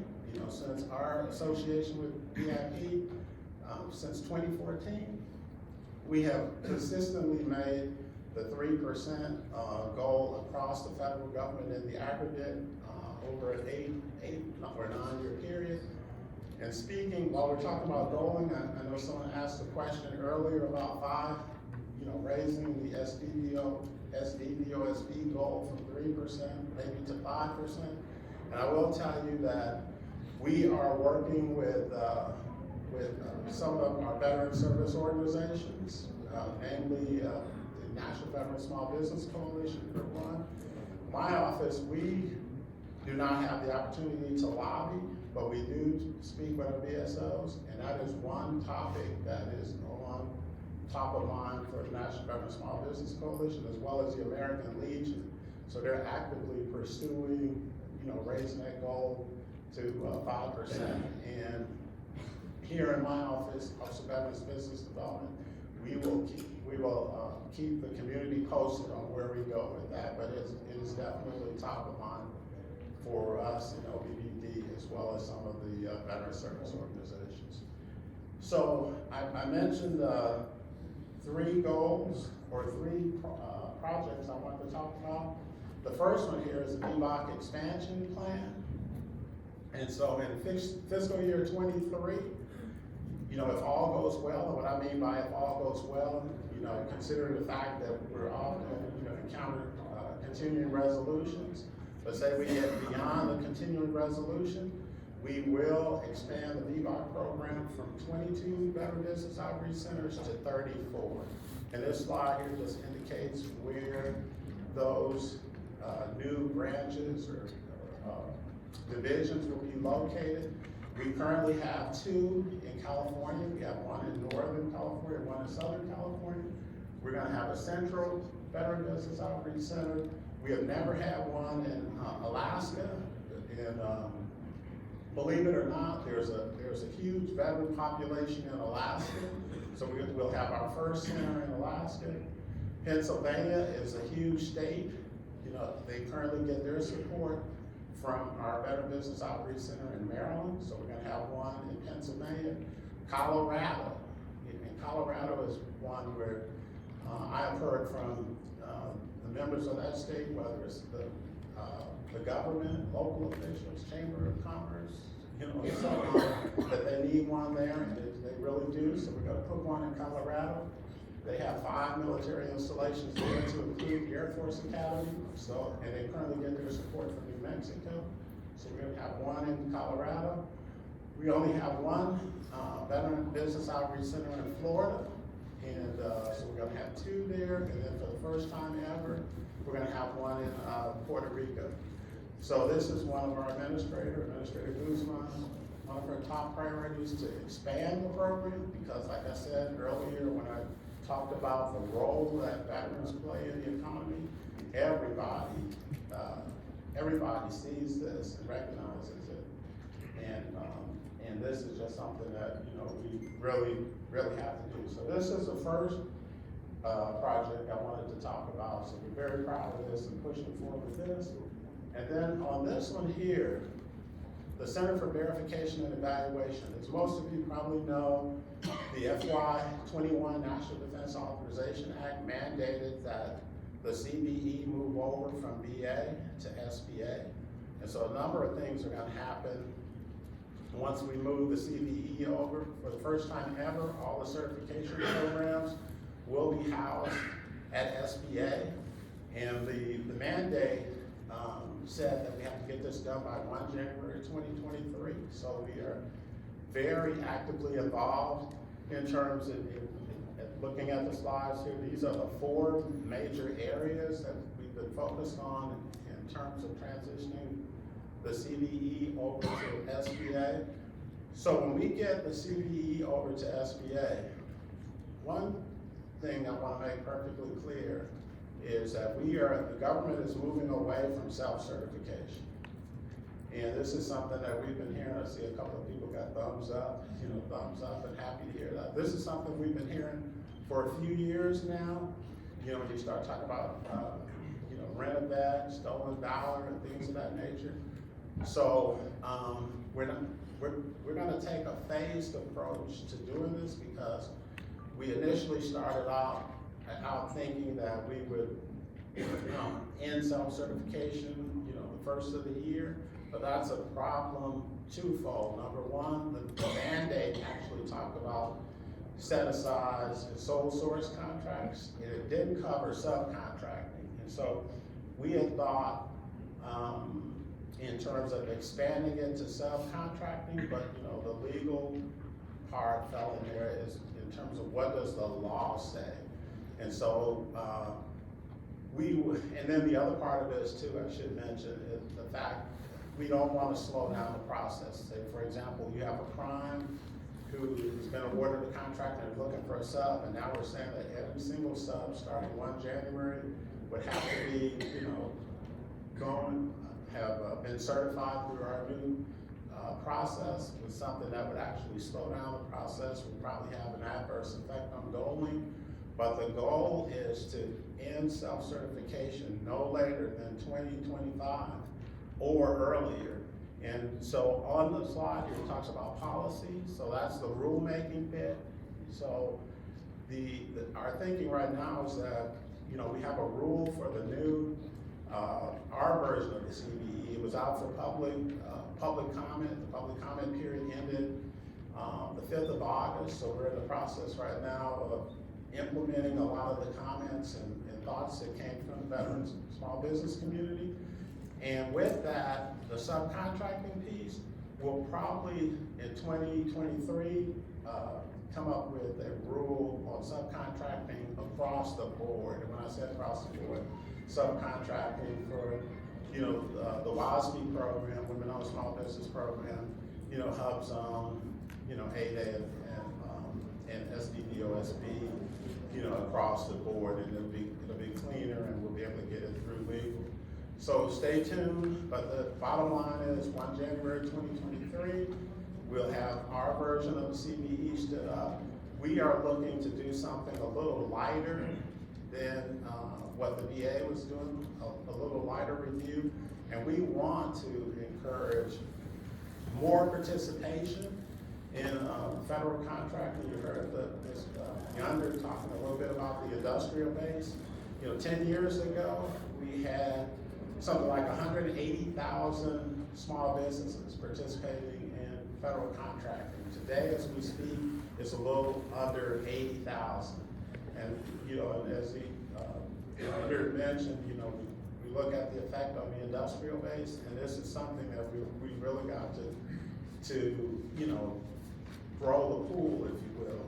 So we're looking at, Administrator Guzman is looking at rolling out the program. We are working on the rollout, the national rollout, if you will, which will occur around the week of National Veteran Small Business Week, and I'll talk about National Veteran Small Business Week in a moment. But anyway, so funding, you know, we have secured the funding to include having the funding, even if we have a CR. You know, we're building our own system, the technology piece. The good news is that the personnel over at the VA have all agreed to move over to SBAs. The law allowed them, or the legislation, I should say, allowed them, gave them the option. They could either stay at the VA or move over. They're very dedicated to what they do, so they're gonna come over and join us. And then, and that's pretty much it where the CBE is concerned. It's at SBA right now, it's our top priority, if you will. And I'll just say this real quick. What we're gonna do with the CBE, we have a new platform that we're gonna put all of our certification programs on this new platform to include our lending programs. And this is gonna solve a problem that we've heard, you know, for years, and that's like you said, for example, if you're a woman-owned small business and you apply for your WOSB certification and you get it, and then maybe the next year you wanna get Hub Zone, the comment we often get is, why is it that we gave you our documentation last year for this program? Why do we have to give it to you again? And the person who you're sitting next to is the person we gave it to last year. Well, the answer is, well, that's one program, this is another program. Administrator Guzman, she comes from, she has an entrepreneurial background. Her father was a small business owner. She's been a small business owner. And her mandate to us is to go out to where the small business owners are and meet them where they are and be just as entrepreneurial as they are. And so on this new platform, we're calling it My SBA, and we have a dedicated team right now standing that platform up. We hope to have it up in the summer of July, the summer of 2024. But what it's going to do is going to allow a single portal entry. And if you think about Google, you can go into a single portal entry and you can access all of Google's programs. So the example I just gave about the WOSB, Women-Owned Small Business Certification request, the business owner will be able to go into My SBA, the single portal, establish her profile, you know, upload her application and her her documentation. And then at the same time, because we're creating greater reciprocity between the programs, she'll be able to apply for WASB, and then the system will ask, do you want your SDB, OSB, or any of your other certifications? And if the answer is yes, obtain those certifications at the same time. And you can move over and you can access our lending programs as well. We want to make this, like I said, we want to make this as user-friendly as possible and get away from how we've been doing business in the past. So we're very excited about the CBE, bringing the CBE over, as well as my SBA and what that's going to mean, going forward. Okay, so just a couple other points here. So, we do have at the Office of Veterans Business Development, we do have two advisory committees.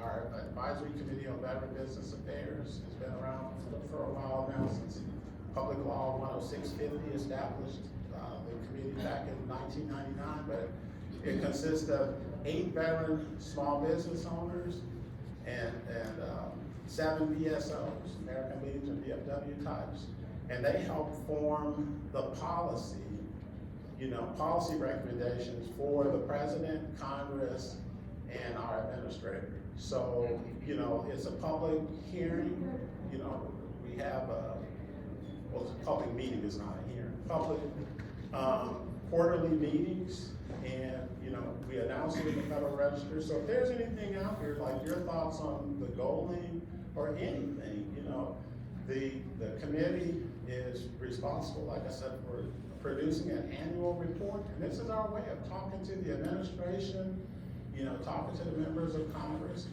And my experience has been, regardless of what side of the fence you're on, when you go on the Hill, that everybody is looking to see what do veterans need, what does the veteran small business community need. So I would urge all of you, if you can, to participate in the process. We put the quarterly meetings out. I think our next one will be December 7th. Like I said, it's a quarterly meeting. We also have an interagency task force on veteran small business development.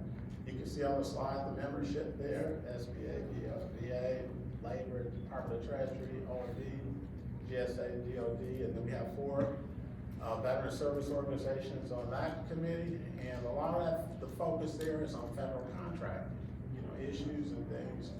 We heard the under talking earlier about how complex the system is and things of that nature. They also produce an annual report that moves up the chain to inform others. And then I have right here, if you want to learn more about our committees or anything about the Office of Veterans Business Development, that's our link right there that you can get more information on. And then, so that's 2. I mentioned the CBE, the Veteran Business Outreach Center expansion, and then the last thing is National Veteran Small Business Week. So National Veteran Small Business Week this year will occur 31 October to the 4th of November, and it starts with a presidential proclamation, if you will. And the purpose of National Veteran Small Business Week is twofold. Number one, we want to recognize across the country the veteran small businesses in their communities. We want those communities to understand, here are your veteran small businesses. This is what they bring to your community in terms of growing wealth, hiring, bringing people on board, employment, if you will. So to, like I said, highlight those companies, honor them, lift them up in their local communities. And then number 2, we want them to know what resources that we have at SBA and in their local communities to help them. And National Veteran Small Business Week, we really saw the value of it at the height of the pandemic, because there was a lot of companies that were struggling. And in 2020, we were able to support close to 70,000 businesses that either needed mentoring, or a lot of them, where veterans are concerned, are very adaptable, if you will. And so we saw a number of companies that were looking to pivot to do other things, because, anytime you have, something that's, maybe looks like a downturn in nature, there's always an opportunity on the back end of that. So we saw quite a few companies that were able to pivot. And then it was things like being able to work with companies to help, like the number of small businesses that I personally worked with that had no relationship with a bank. And now we've got the Paycheck Protection Program, and they've been bootstrapping for years, maybe living on their retirement or, funding their business on their retirement. So being able to help those companies, help them stay afloat is something that, was top of mind for us during the pandemic.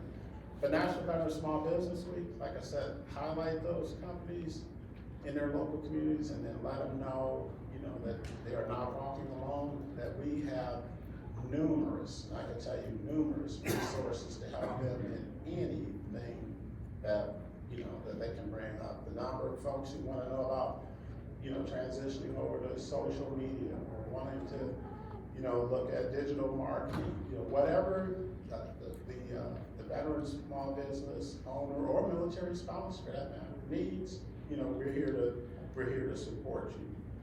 Okay, with that, I will leave my contact information. I'm one person who tells people to reach out to me personally if you want to.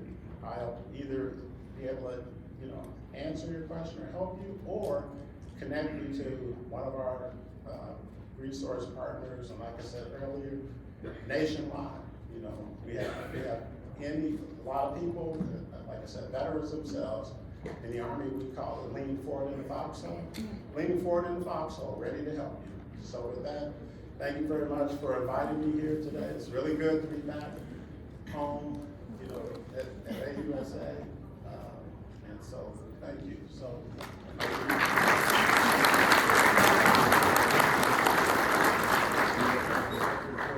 Oh, I think we're like right at 11, so, yeah. Okay, well, I'll be here all day, so if you did have a question, just. And then there's a panel later, so. Right, yeah, I'm on the panel later, yeah. so I'll be here. Again, thank you all very much. Okay, thank you.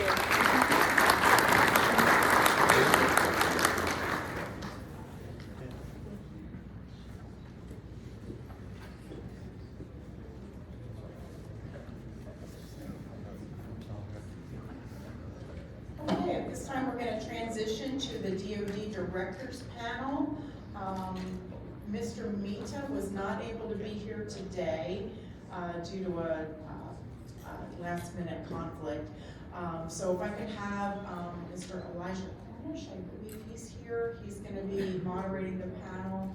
And if I could have the DoD directors come up at this time, we'll just give us about maybe a couple minutes to get ourselves situated, and then we'll get started. I did want to mention, I wasn't entirely sure what the Undersecretary was going to announce 100%, other than the 5 initiatives.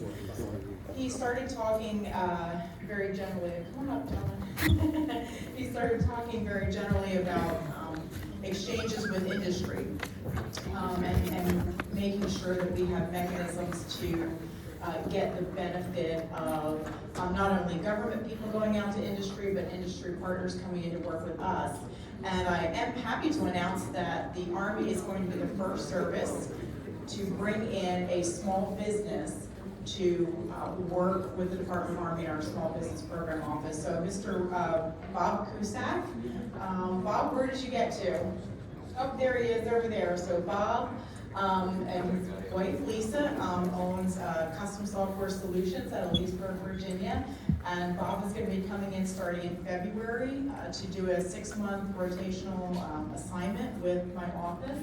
and we're super excited that Bob took us up on the offer. It is something that we plan to participate in on an annual basis. It's called the DoD Public-Private Talent Exchange, the PPTE. So we're utilizing that program. There is an announcement period. Certainly keep, if you're at all interested, we know that it's very hard for small businesses to be able to lose somebody, to send somebody over to us for a period of 6 months. So we're super excited to be the first in the department. And thank you very much to Bob and to Lisa for taking up that call to arms. So next year, of course, hoping that we'll have even more interest, and it'd be really great if Bob would come, tell everybody what he learned from working with armies. All the good, not only the good stuff though. So, okay, it looks like we have everybody in place. So the way we're going to do this is, instead of me reading off everybody's bio, everybody will just introduce themselves. That should go a little bit more quickly than me highlighting all of their career accomplishments. So Elijah, thank you very much for filling in today. Really appreciate it. So with that, we're going to go ahead and get started, and I believe we'll have some questions planned, but we do want to hear from you. So please utilize the microphones to ask any questions after we get started. So, okay, thank you.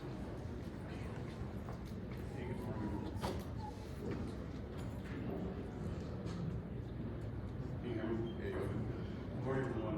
Elijah Cornish, Associate Director for Industry Engagement in the Department of Defense Office of Small Business Programs. Like Kim mentioned, Mr. Rita could not be here today due to last minute engagement, but he sends his regrets, and we'll just kick it off. All right, good morning, folks. I'm Jimmy Smith, Department of the Navy, Office of Small Business Programs. 31 and a half plus years working for the Department of the Navy, primarily in the areas of program management, engineering, delivering warfighting capability to those that need it and those that are supporting those that need it. And this office that I'm operating out of now serves that exact same purpose. We're here for the warfighter, and we look for our industry partners to help us be successful in our mission, and look forward to the questions you have today. Over. Good morning, everyone. Mike Neal, Defense Logistics Agency, Small Business Directors, contracting officer by trade. I tell you, you can't, if anyone that's had that warrant, you can't take that hat off, no matter what role you in, so to speak, in government life. So glad to be here. Thanks, Kim, for putting this panel together. Looking forward to an engagement panel. And for DLA, we're looking for all small businesses to help us with warfighter readiness, and as we sustain what we consider a lot of aging platforms across the services. Hey, good morning. My name is Scott Kaiser. I'm the Director for Small Business Programs for the Department of the Air Force, which once again is Air Forces and Space Forces, our newest military service. So we thank Jimmy Smith with the Department of the Navy of how you can have one small business office within a department for two military services. 27 years active duty Air Force. Then I joined the Army for 2 years as a civilian before returning to the Air Force. And as you mentioned, a former contracting officer, and due to a lot of deployments to interesting places around the world, warranted by the Department of the Army 3 times, unlimited. So a lot of great experiences there, and it's interesting how you can apply the principles of small business even in a war zone environment. Perhaps we'll talk a little bit about that today. Thanks. Thank you, Scott. Hopefully it's on. I think you all know who I am by this point anyway, so I think with that, let's just dive into questions. So, thank you all so much for being here for us. Perfect. So, as you know, the department met our small business goal for the 8th consecutive year. So, thank you all for helping do that.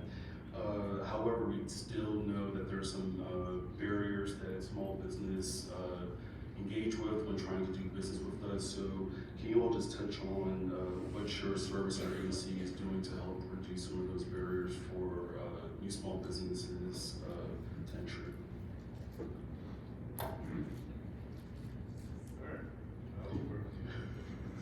Yeah, we Nobody set me up to go first. We had a discussion that I wasn't gonna go first, I wasn't gonna ask all the questions. Dwight and I discussed this before. You weren't here, so you can Right here, and I showed up a little late for the free prep. But from the Department of the Navy standpoint, in order to reduce barriers to small businesses, we have exhibited a renowned support mechanism for small businesses. We've got webinars, in-person conferences that we do. We just did Navy Gold Coast back in September, which is our largest small business event equivalent to here at AUSA. But giving those small businesses the things you need in order to be successful. The how to demystifying the process, showing you and letting you navigate through the process effectively. I got a YouTube channel, videos, I mean, you name it, we're on social media. We're promoting doing business with us in a pretty miraculous way, and we're showing you how to fish along the way. And we'll point you in the direction of where the work is. One of the things that I know small businesses love and enjoy about the opportunity we present is our long-range acquisition forecast. We actually are showing you the unclassified solicitations that we plan on awarding across the Department of the Navy between now and 5 and 6 years off into the future. So planning tactically, planning strategically on those opportunities that you want to go after.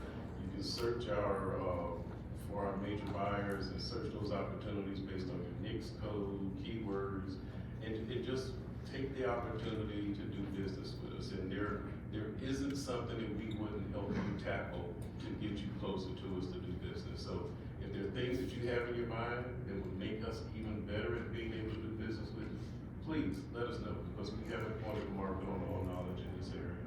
But we're looking for the opportunity to expand and grow. As you heard from Mr. Stubblefield on last presentation, the number of industry partners that are doing business with us has declined dramatically.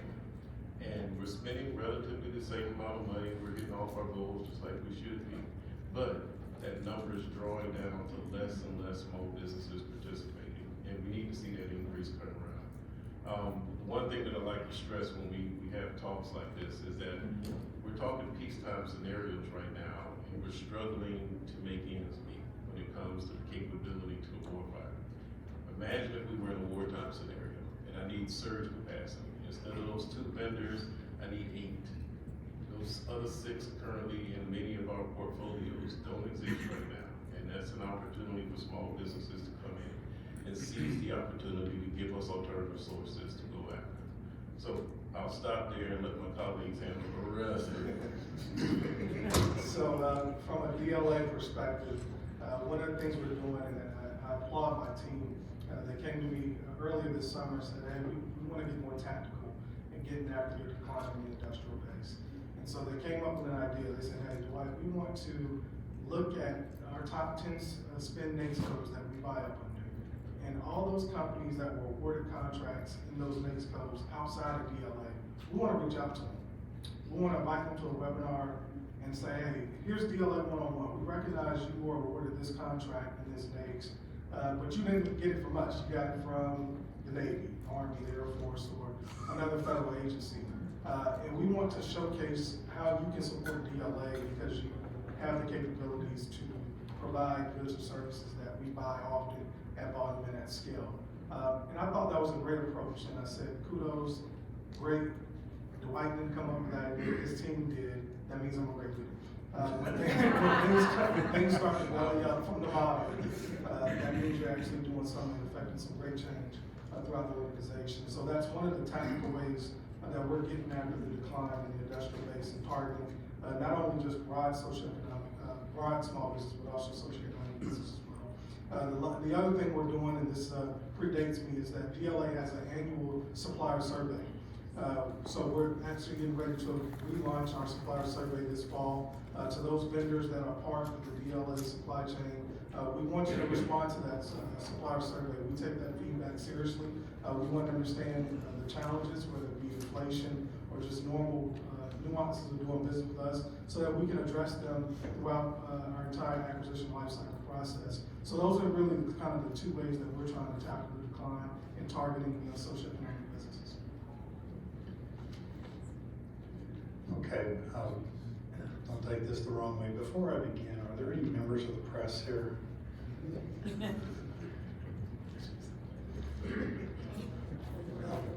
Okay, but we are retro. Okay, all right, we'll let it, we'll turn it over to you for a problem. All right, nothing I'm gonna say is controversial, but just sometimes when you say something non-controversial, it can be turned into something controversial. You have a home situation talking with a spousal unit, you can say something non-controversial and suddenly it is. Yeah, well, that's true. Okay, I'll take probably a counterpoint to some of the declining industrial base. For example, when we talk about the declining industrial base and the number of small businesses declining, that certainly is true for the last 10 years. However, we dug back into our data and went back 30 years, back to 1991. As you zoom back out, what you saw, and I'll try to draw a graph here in the air, is within the Department of the Air Force, we had small businesses kind of going along like this, the number of small businesses we were doing business with. Suddenly in 04 and 05, it spiked, like tripled the number. Well, what was happening in 04 and 05? If you were in Baghdad in 04 or Afghanistan in 06, you knew there was a lot of money being spent, a huge spike. So it kind of moved along, at least for the Department of the Air Force, and then about a few years later, then it's now started coming back down. But we're still 3,900 more small businesses. We went from 5,800 to like 9,400 over the course of 30 years. So are we recalibrating or not? I don't know. Okay, and take a statistics student to kind of really do the regression analysis to say if that's significant or not. But when the number of small businesses triples in 1 year, that would probably be an anomaly. So is it really declining or is it just recalibrating? Just food for thought. Now, to your point, but that's what we also want to hear is, well, what are the current barriers that you all are experiencing? And this is really more a question for you. Department of the Air Force, we have within the category management team working with some folks, trying to identify all the barriers to entry that there might be. What's stopping small businesses? Well, we brought the question you heard earlier from Mr. Stubblefield about the moving from the self-certification to the verification process. Well, somewhere in there, what I've learned, or it may be true or maybe not, maybe we get verification, is to certify as a women-owned small business, the guidance is now like 72 pages long to go through. So is that putting people off from doing business with the government? I don't know. So maybe not. And that's not a poke at anybody, it's just clinically, analytically stepping through what could possibly be all the barriers. Or is it just overall too difficult to compete? Is it, I have experience as a subcontractor, but I can't seem to get that prime. And Department of the Air Force, apparently, we have a reputation as being a little harder to get a small business prime contract with than perhaps the other services or federal agencies. So lots of things operating in this space. So maybe if I can ask Kim Bueller that to be posting wherever, maybe on your site is my work email. And if you all would just send in some of your ideas on what you see, what do you personally experience as a barrier to entry, that would be appreciated, because sometimes when you do a poll out somewhere else, you may or may not get total results, but we'd like to know. Also, when we talk about the forecasting issue, we had one small business that approached a very high-level officer at a similar event and said, I need to know the forecast out 10 months ahead, or 10 years ahead of time. Now, maybe if you're building nuclear aircraft carrier, you can do a 6-year projection of where the money's going to be. Or if you're buying a B-21 advanced bomber, maybe you can do that on larger programs and the platforms. But for many of the operations, please tell me somebody who saw even 10 months ahead of COVID happening. Did anybody know that was going to happen? And how many billions of dollars of impact has that had to our nation, just on our spend, let alone what the entire private sector is spending.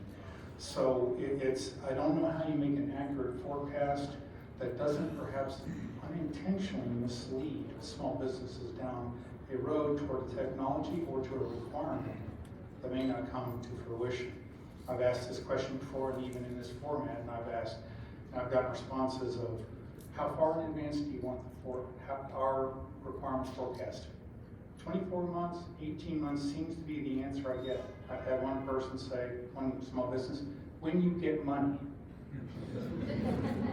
Which, I'll go back to in a moment, when I talked about the number of small businesses, the hypothesis for that study actually began with a thought process of continuing resolutions.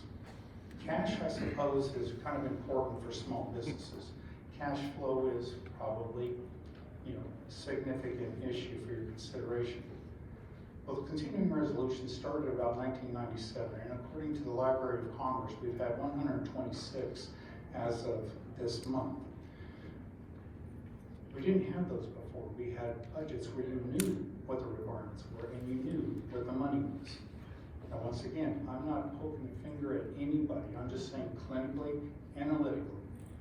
CR started going up, while the number of small businesses started going down, starting about 07.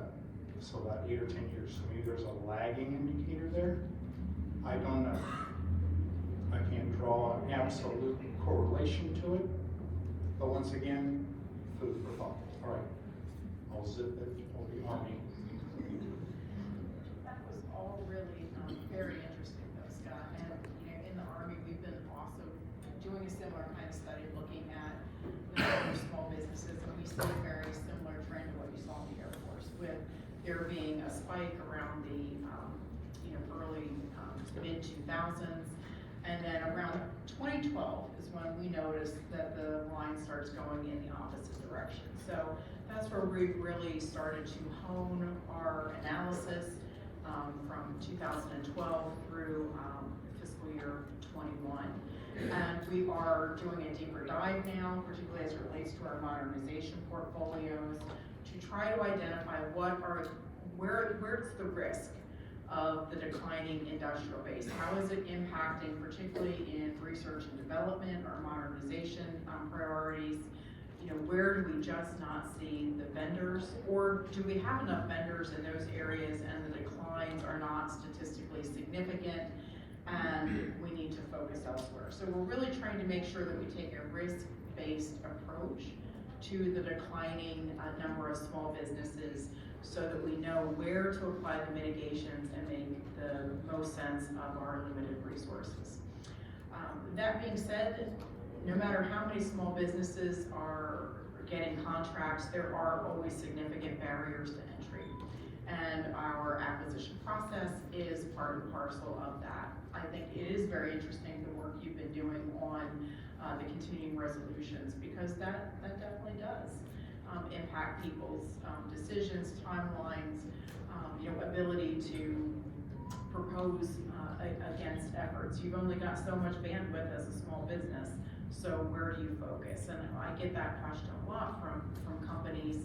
If I can only bid on a couple of things, what advice do you have to help me navigate what might be the best bang for the buck? And of course, we can't provide any sort of business advice for your companies. But we can do things like try to improve the forecasting process. We can do things like train our contracting workforce, right? I talked about that a little bit earlier.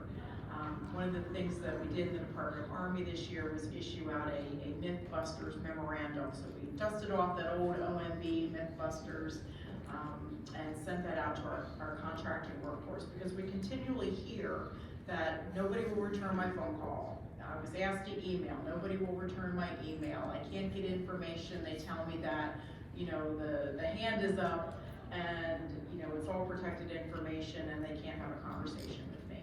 And while that is true at certain points in the acquisition life cycle, if you're in source selection, you've already issued your RFP, that's not true for the majority of where the time is spent, which is in acquisition planning, the market research phase, that's when we should be having robust conversations with industry, and we can have it one-on-one, particularly when there are things like intellectual property that need to be discussed, right? So that we hear your concerns, not only in the aggregate, which we do always want to hear, but on the particular acquisition program that you're considering making a proposal against or submitting a response to an RFI.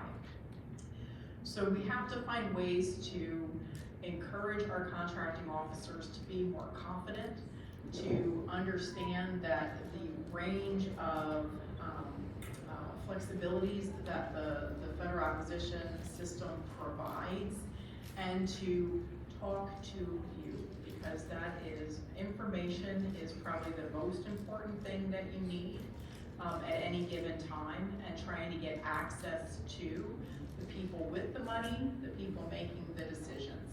So we have to utilize all of the levers in the system to try to do that more effectively. So the Mythbusters was a start. It was followed up also with some training with the contracting workforce. We have a great partnership with our procurement acquisition lead, our deputy assistant secretary for procurement. We have a seat at the table for their recurring town halls, trainings, et cetera, that they do with their workforce, so that we make sure that small business always has a seat at the table and trying to educate them. We talked about inflation with our contracting workforce, because as was brought up earlier, it has an immediate impact on existing firm fixed price contracts for which there aren't as robust mechanisms in place to deal with cost increases, like cost type contracts, contracts that have a economic price adjustment clause. You know, like, what do you do if you don't have those mechanisms in place? And we have, as the Undersecretary said, really tried to approach it at the each's level. There's not going to be one application for all contracts. It has to be a partnership for that contract between the contracting workforce, the requiring activity, and the small business, because all sectors aren't affected the same. By the same token, now's probably not the time to be putting a 10-year contract in place, because we're going to be paying inflated prices over the long term when inflation starts to draw down. So we've got to look at it from both angles, right? We've got to try to figure out how we help make sure that small businesses aren't run out of business, aren't discontinuing doing business with us, and further compressing the small business industrial base because of inflation. But we also don't need to be paying our large primes, or frankly, rates and overheads, et cetera, that over the long term, we're not going to be able to sustain. We have a limited budget. We've got to make the most of it. We're trying to do that. It is a little bit different when you're buying the variety of goods and services that the Army buys. So we're doing our best. We have a lot of, other than the 5 initiatives that the Undersecretary rolled out, we have other things planned for fiscal year 2023 to try to reduce some of those barriers. But I think training and education for both contractors and contracting and requiring activities is really kind of key to dispelling those myths and opening up that communication and creating more opportunity and being data-driven, right? One of the Secretary's priorities is data-driven decision-making. That doesn't only apply for our warfighters on the battlefield, that certainly is a big part of that, but it also applies to the small business programs and understanding our spend. Like you said, Dwight, understanding if we're buying the same thing as one of our federal or DoD partners, how are we buying it? If somebody else is buying it from a small business and through a set aside, why isn't the Army? So there's a lot of opportunity there, and we plan to establish some new goals for our commands in FY23 that aren't just about meeting federal percentages or the goals set to us by DoD, but really kind of tackling those other areas that will help open up opportunity. Great, thank you so much. And to their point, just like to add, at a departmental level, we are releasing a small business strategy for the very short term. Mr. Mita, that's his top priority, and the Secretary of Defense's top priority, so much so he mentioned that in an event with the president just a couple weeks ago, so it will be coming out shortly, so be on the lookout for that. The next question we have here, I think Kim mentioned this during her speech about the 15% going to SDBs in the near future. What are your respective services or agencies doing to advance equity through federal procurement?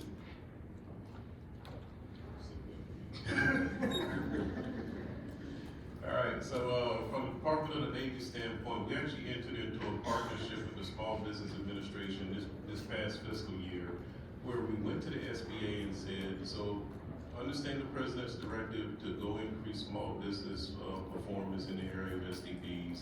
Could you give us a list of small disadvantaged businesses that have never won a contract across all the federal government?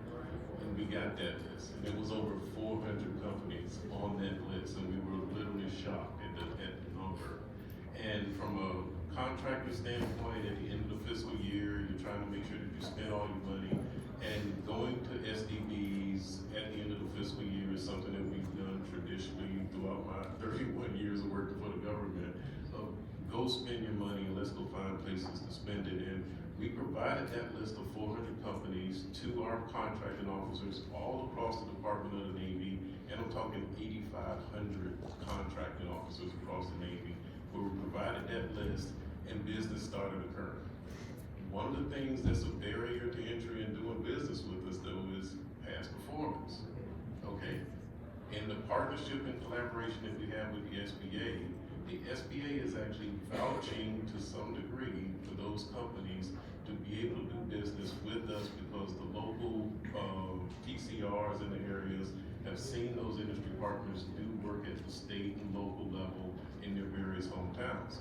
So with that credibility of, no, they've never won a contract on the federal level, but we've seen them do this very similar work on a different scale, we think they're qualified and capable to do the work. So we're taking that interaction and making that leap to engage small disadvantaged businesses.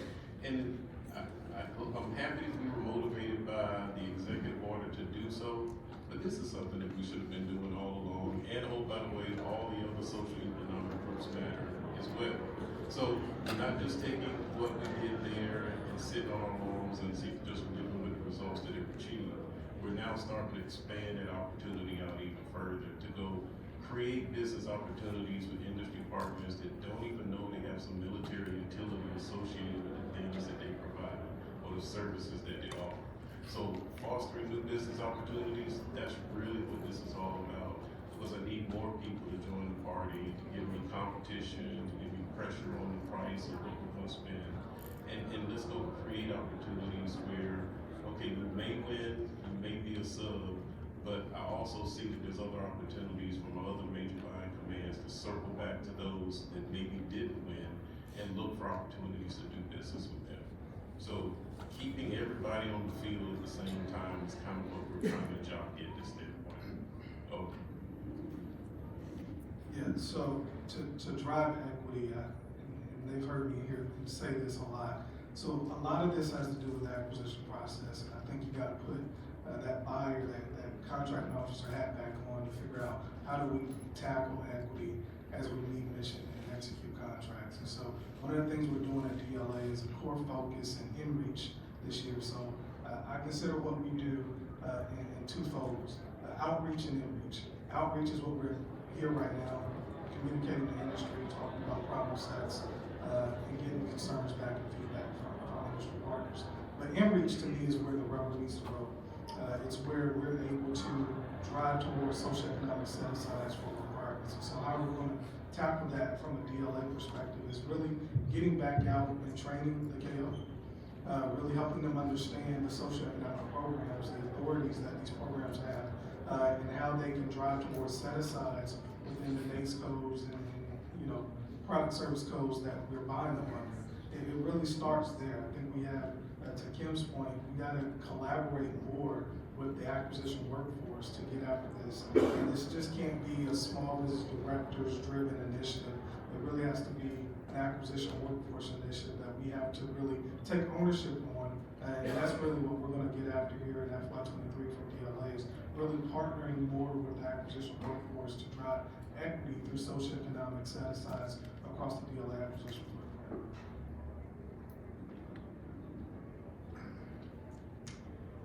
Department of the Air Force is taking a multi-pronged attack on this. First, legislatively to help implement within the Department of the Air Force Executive Order 13985. We have a gifted lawyer who is very good at writing and interpreting legislative language and helping craft it into policy. And so for the OSD, Office of Small Business Program, our attorney helped write about probably 50, if not 70% of the DoD implementation plan to achieve parity and equity. So helping on the legislative policy side, some of the outreach through a previous contract with Army contracting, reached out to an individual who now works with a minority business development agency to get more information about that, share that across our Department of the Air Force to our small business professionals. That there's a lot of minority business development agencies in every state, and to be able to reach out to how do you get more information, how do you increase the collaboration. Example was last month, the state of Ohio had a coordinated effort with the Minority Business Development Agency, the PTAX in the state, along with the small business from the Department of the Air Force, sharing information and working together. So a lot more collaboration, a lot more awareness of the PTAX. And I look at Dwight because DLA had cognizance over the procurement technical assistance centers, which help prepare small businesses, and then when it turns it over to the services or a large agency, then that's where they can participate. And so that is now shifted to the Office of the Secretary of Defense Office of Small Business Programs for the PTAX. But it's increasing the awareness, increasing what's already out there that we may not be aware of in terms of outreach and reaching out to contracts that had, here's a bunch of contractors who never got one. Okay, let's focus on that. What can be done in a multifaceted approach? So that's just a couple, and there's more, but I'll show the arm now. So one of the best perks, I don't know if it's a perk, of this small business position is that you get to collaborate to a very high degree with your colleagues, particularly within the Department of Defense. We are always talking about how can we leverage what somebody else is doing, right? What are you doing for this? How are you doing it? What's your approach, right? Oh, well, we did this event, or we're looking at the data this way. And we share those kind of ideas, and we collaborate very frequently to make sure that we are working in concert, right? Because it is a lot of what folks try to sell has applications across all of our services. So the more consistency we can bring as well, I think helps reduce barriers. It helps to make sure that we are opening opportunity across the board and making the most out of our resources by working collaboratively. So a lot of what my colleagues have said in the Department of Army is pursuing as well. And thank you very much, Scott, for letting us all benefit from Max, from your lawyer, because that is very helpful. And that, policy, legislative lever is really important to bring change. So I said during my opening remarks, that equity really is baked into the small business programs, and that the Army's support that we've always provided and commitment to the small business programs is kind of baked into our DNAs.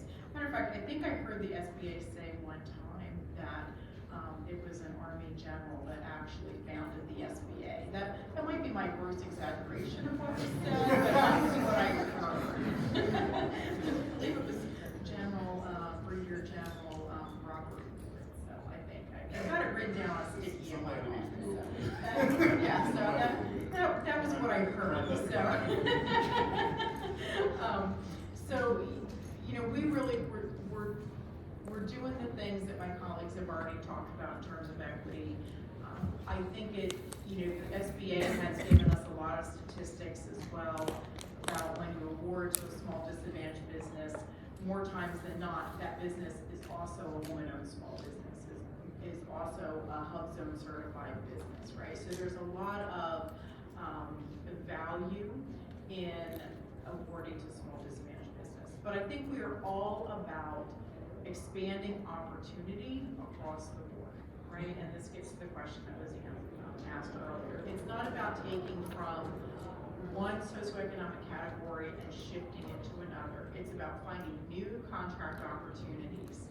Sometimes it might be new requirements. Sometimes it might be, you know, moving spend from businesses that weren't previously set aside to make them set aside. Again, that's where that data analysis really comes into play.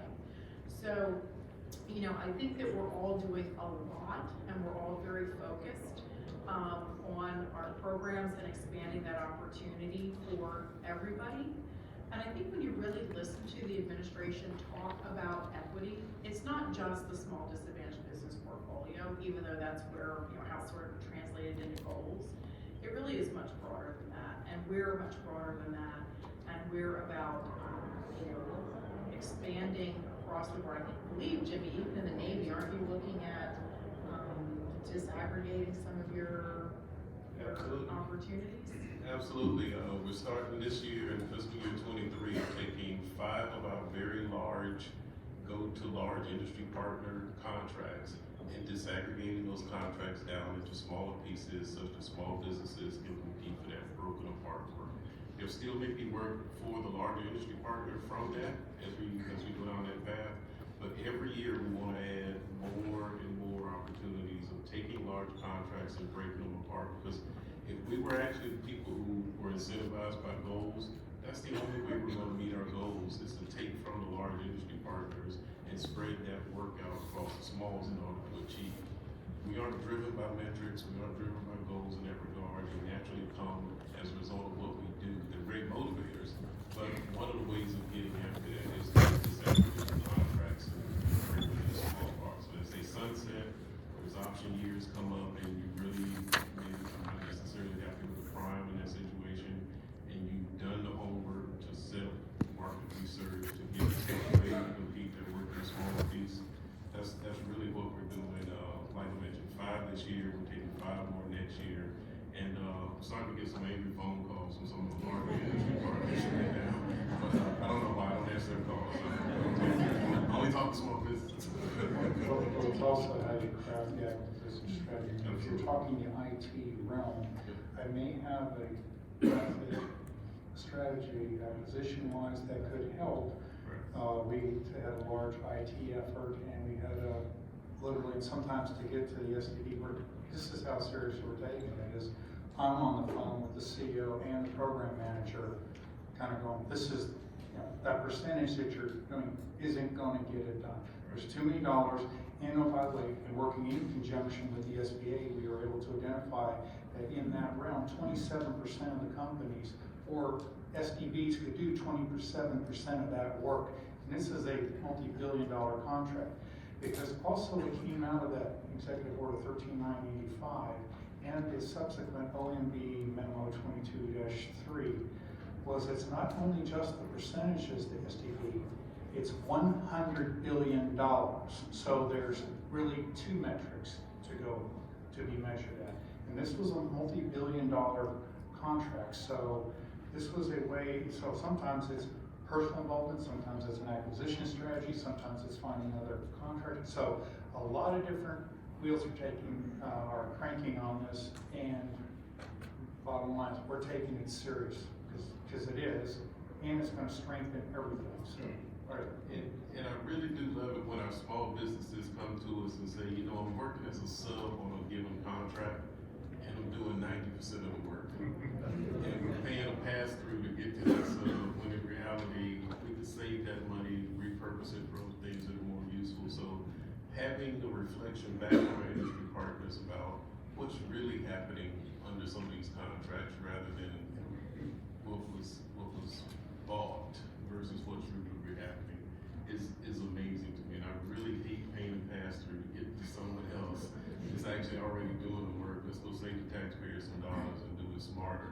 But bringing those sorts of things to our attention is really where the rubber meets the road, and then we can take action and we'll do something about that. Great, thank you. I think now I'm gonna give it, open it to the audience to ask some questions. Free shots. Panels. Free shots. If you could, line up behind the mic.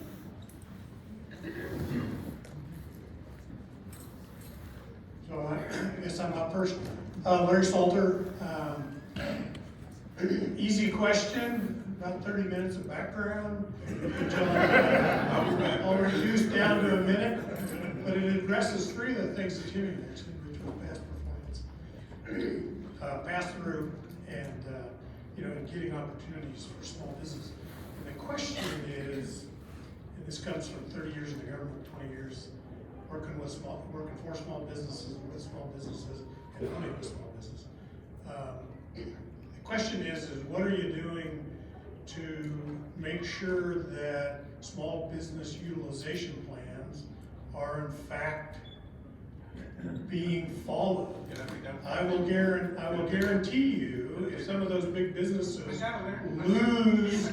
lose a contract or don't get another one because they did not fulfill their small business utilization, it solves about 3 of Jimmy's comments, and it solves the past performance.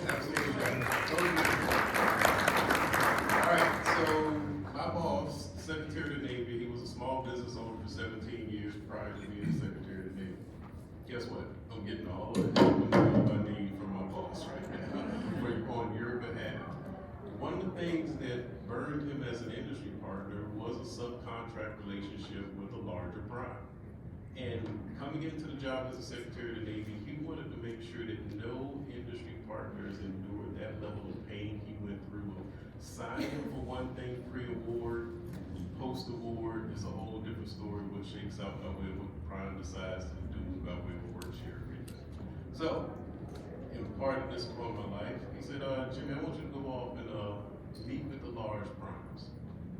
FY22, last fiscal year, met with 11 of our large industry primes. And I showed them every single contract that they had with the Department of the Navy and what they signed up to by way of that contract when it comes to work share agreement. Then I showed them the actual performance of how they're doing on all of those contracts. And I said, your boss, your CEO, is making an appointment to go meet with the Secretary of the Navy on a one-on-one kind of thing like they do. The only thing the Secretary of the Navy wants to talk about is how are you doing honoring your subcontracting agreements. And I'm showing folks the ground truth is their data that I'm giving back to them, showing how they're performing, whether they're honoring or not honoring those work share agreements. So, taking this a step further, instead of just trying to shame everybody into doing the right thing because you got to be with my boss, we're now, this fiscal year, we're incentivizing 5 contracts with you will honor your work share agreement that you signed up to. So we're going to pay you more money to do what you told us we were going to do. If you don't do what you told us we were going to do, we're going to withhold money from your contract. So we're adding teeth to the law. The law requires that the contractor execute the best effort when it comes to honoring those subcontracting plans. That's all that's required. We're going a step further by putting some teeth and bite into, we want you to do what you told us you were going to do, and we're going to penalize you if you don't. So 5 contracts this fiscal year, and then we're going to go pretty much wide scale across Navy, Marine Corps after that, based on lessons learned and things that we take up along the way from what we gather from these 5. But we've heard you loud and clear. I've seen the bait and switch when it comes to parading all of the industry partners in that are on that team that make it look pretty attractive when you go to award a contract to them. But the work share, what actually comes out after you award the contract, it's not done very well. And to go a little step further, I heard this 8 times after taking this job 3 years ago. In the first 3 weeks of being on the job, 8 different industry partners came to see me and told me that this was a problem. I went over to the Navy Audit Service, which is just on the other side of the Washington Navy Yard from my office there. And I said, hey, I think we got a problem with our contracting officers, those 1102s that down on this end of the table. they're not enforcing contracts after we award them to honor these work share agreements. Right away, an audit was issued across the entire Navy, all 10 major buying commands are being looked at, or how bad is this problem internal to our own family? And those lessons are being shared across Navy and Marine Corps about what do you do to correct bad behavior? Because if no one's checking your homework, why do it, right? We're now checking everybody's homework to make sure that you're not just awarding contracts, but they're also ensuring compliance with contracts. Sorry for the long response there, but Larry said, what, 15-minute prayer, short question. I got you there.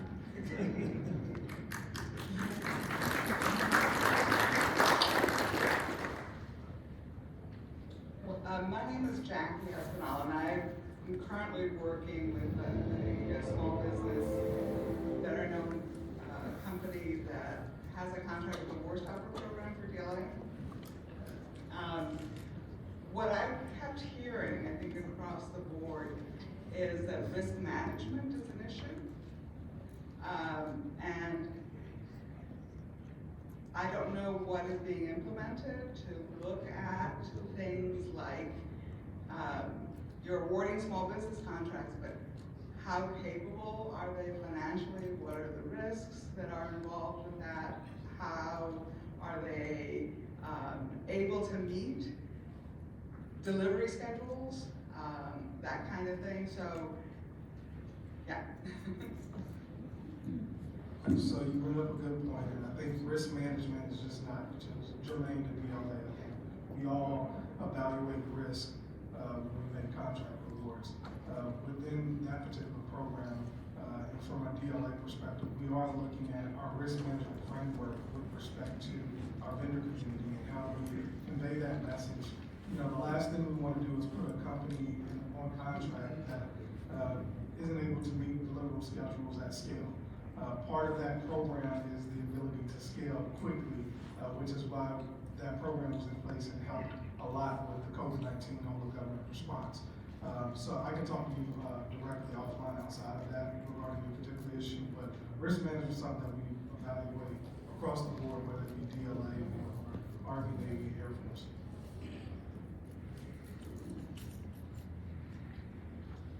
Hi, I'm Maxime Lowry from Microsoft Corporation. I have a quick question.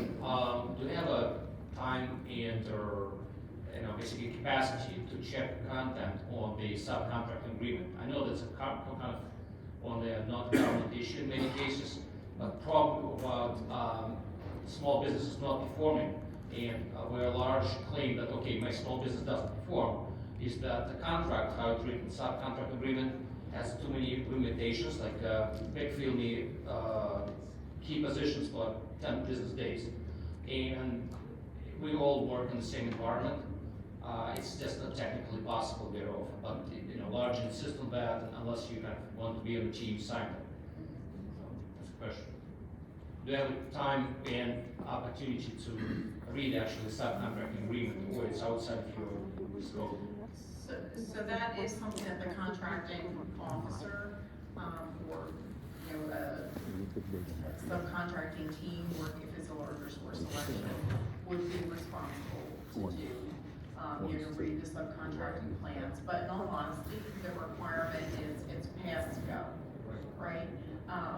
So if I do believe if there were a little bit greater emphasis put on what those subcontracting plans actually say, and tying that back into the small business participation plan, which is another requirement of the source selection, but it's a separate document.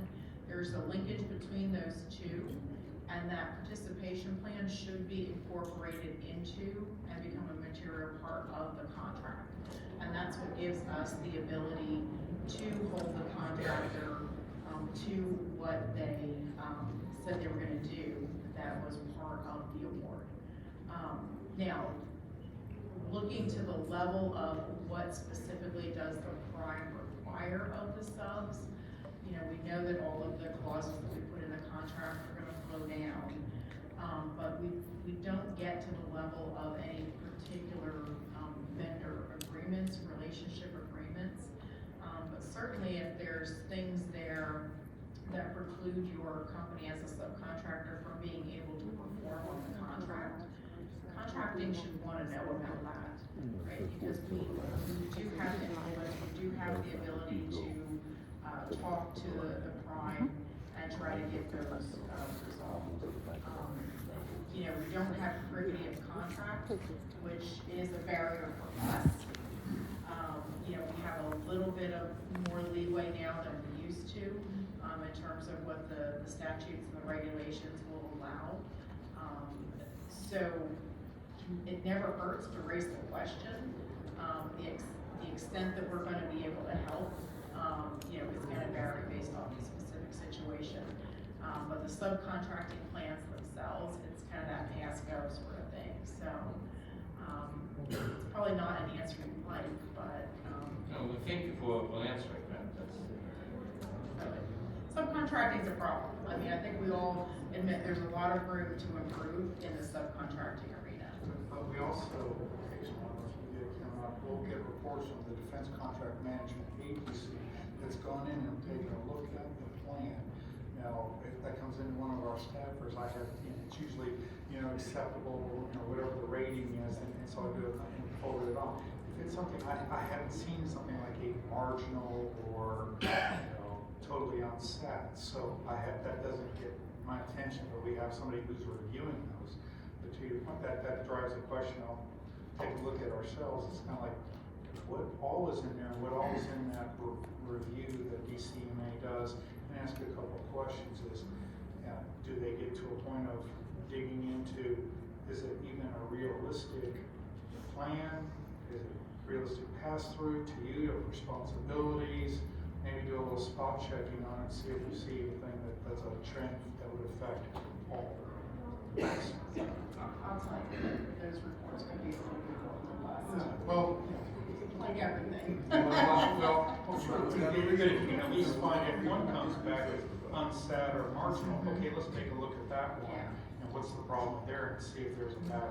Yeah, so we're posting all those up for our small business workforce, and hopefully when we get our Army-wide platform set up, we can share it with the contracting officers a little bit more easily. But all those DCMA reviews we're posting up, so that there's transparency, and we've got an archive and we can see over time if those primes are making progress or not. If they're going from, if it's marginally satisfactory or, whatever, we can actually, we're starting to do analysis to see if they're improving those areas.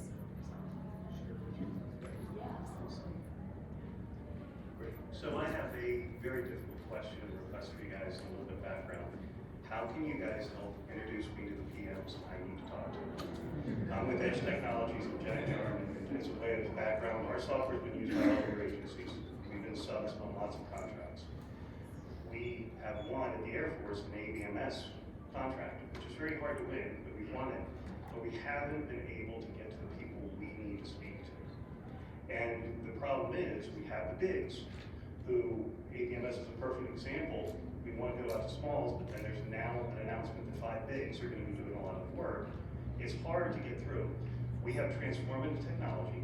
I can save billions of dollars literally for all of your agencies. And now this is where I want to give advice to everyone here. I'm prepared to improve. One of the big problems that I think we have that we need to look at, everyone in this room, is we want more business, but we have to go to the small business agencies and say, we've got the technologies and we can go and show all of these PMs that we have. Do your homework, know who you want to talk to, why you want to talk to, have a write-up on what you can do. If you have calls, share them. Be ready, because I know that you face on the flip side, hey, all these people want to meet, you introduce somebody to a general, and the general's like, why'd you waste my time? They don't even know what I do. So I'm prepared to do that. My question is, how can I work with the small business agency? And actually, Scott, if I didn't talk to you later, I've talked to Max, I've also talked to Mike at the AFP show. How can you help really educate everyone in this room on how to be prepared? Because if you're prepared and you can get the audience, you will win business. But it's getting, you help get the audience, we come prepared, how can we help with that?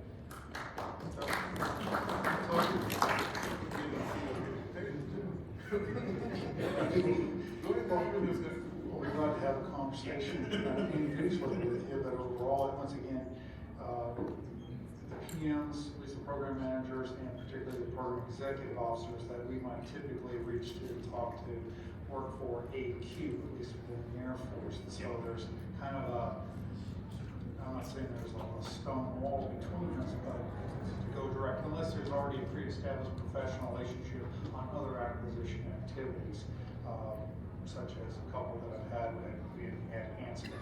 So if you're dealing with Hanscom, then I already know a couple of them there, to at least be able to do an introductory email.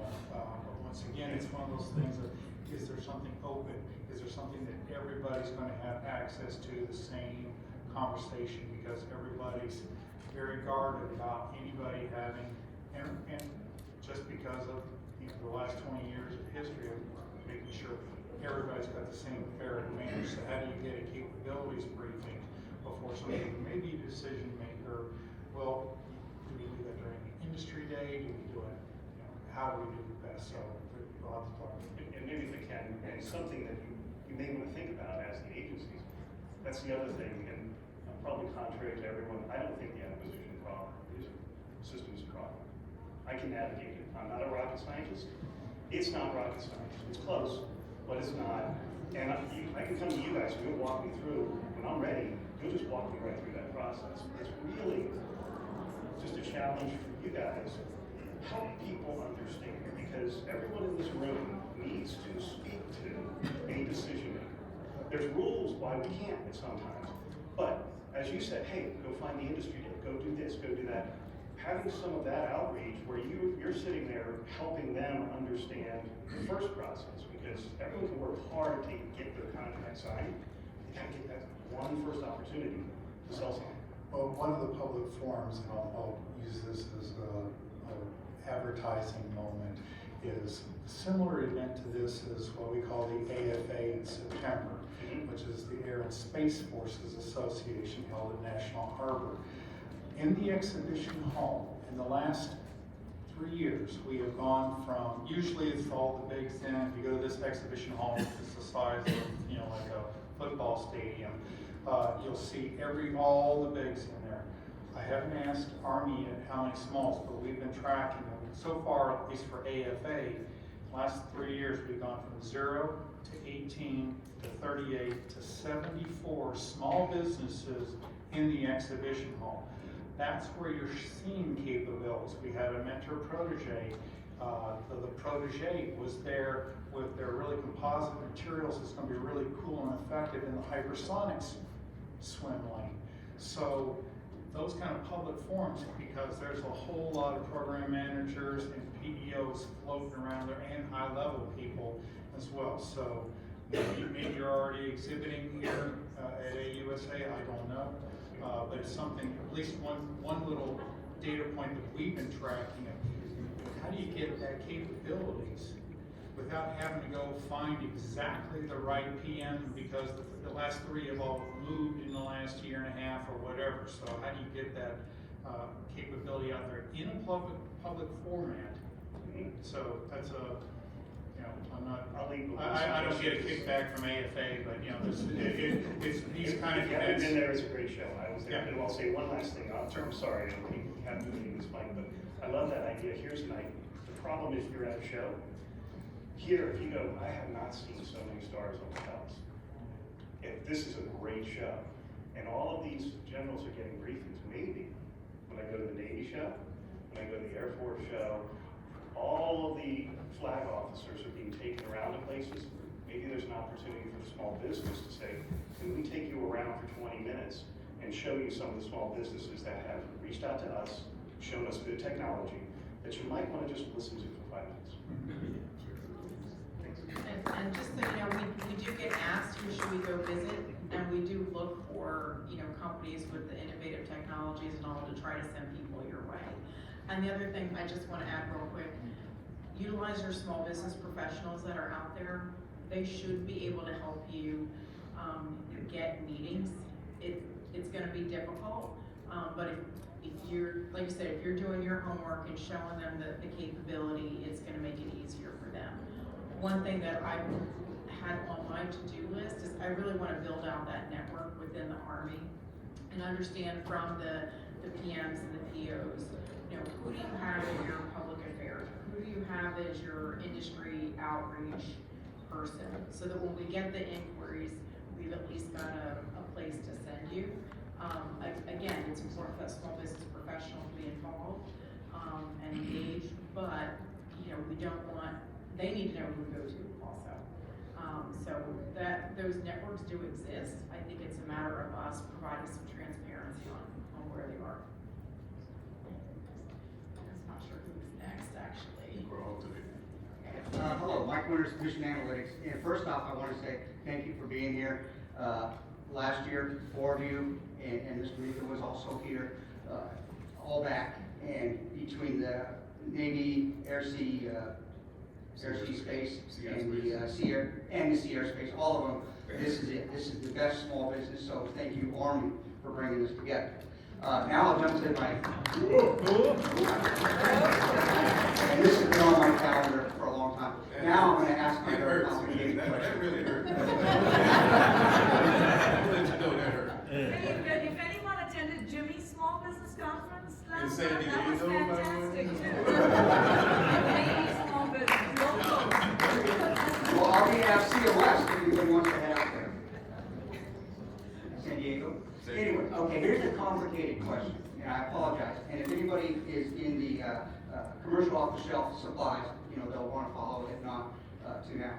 But, so as a audiovisual integrator and supplier of commercial equipment, I live in Part 12, commercial products, and then Part 13 has the simplified acquisition, says if it's 13.5 up to 7.5 million. The reason that matters is the non-manufacturing rule, 19505C.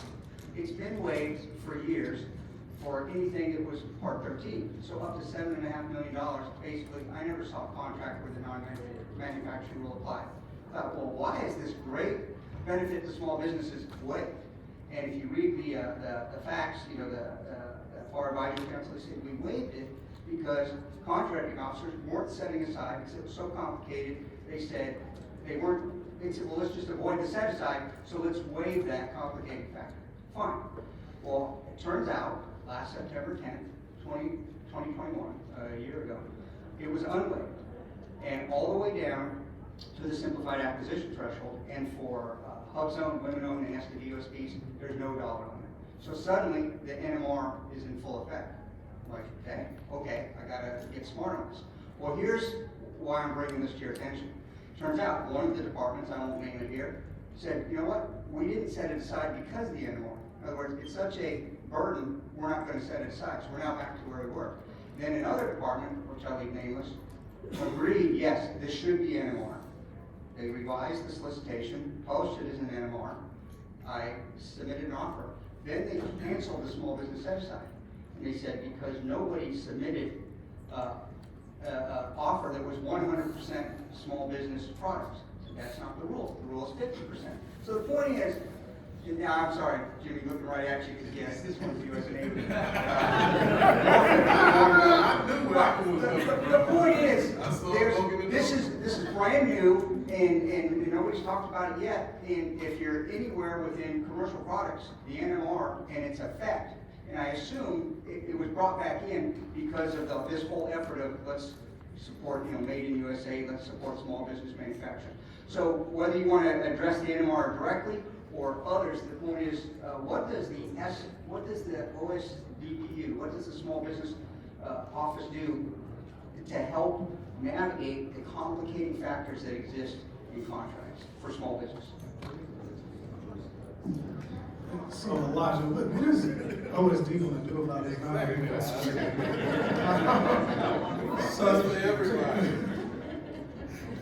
To make this short, and then we can take this offline, the non-manufacturing waiver process is coming to an end. There's both draft language in the NDAA, but also there's a current GA audit that we're all going through with respect to that.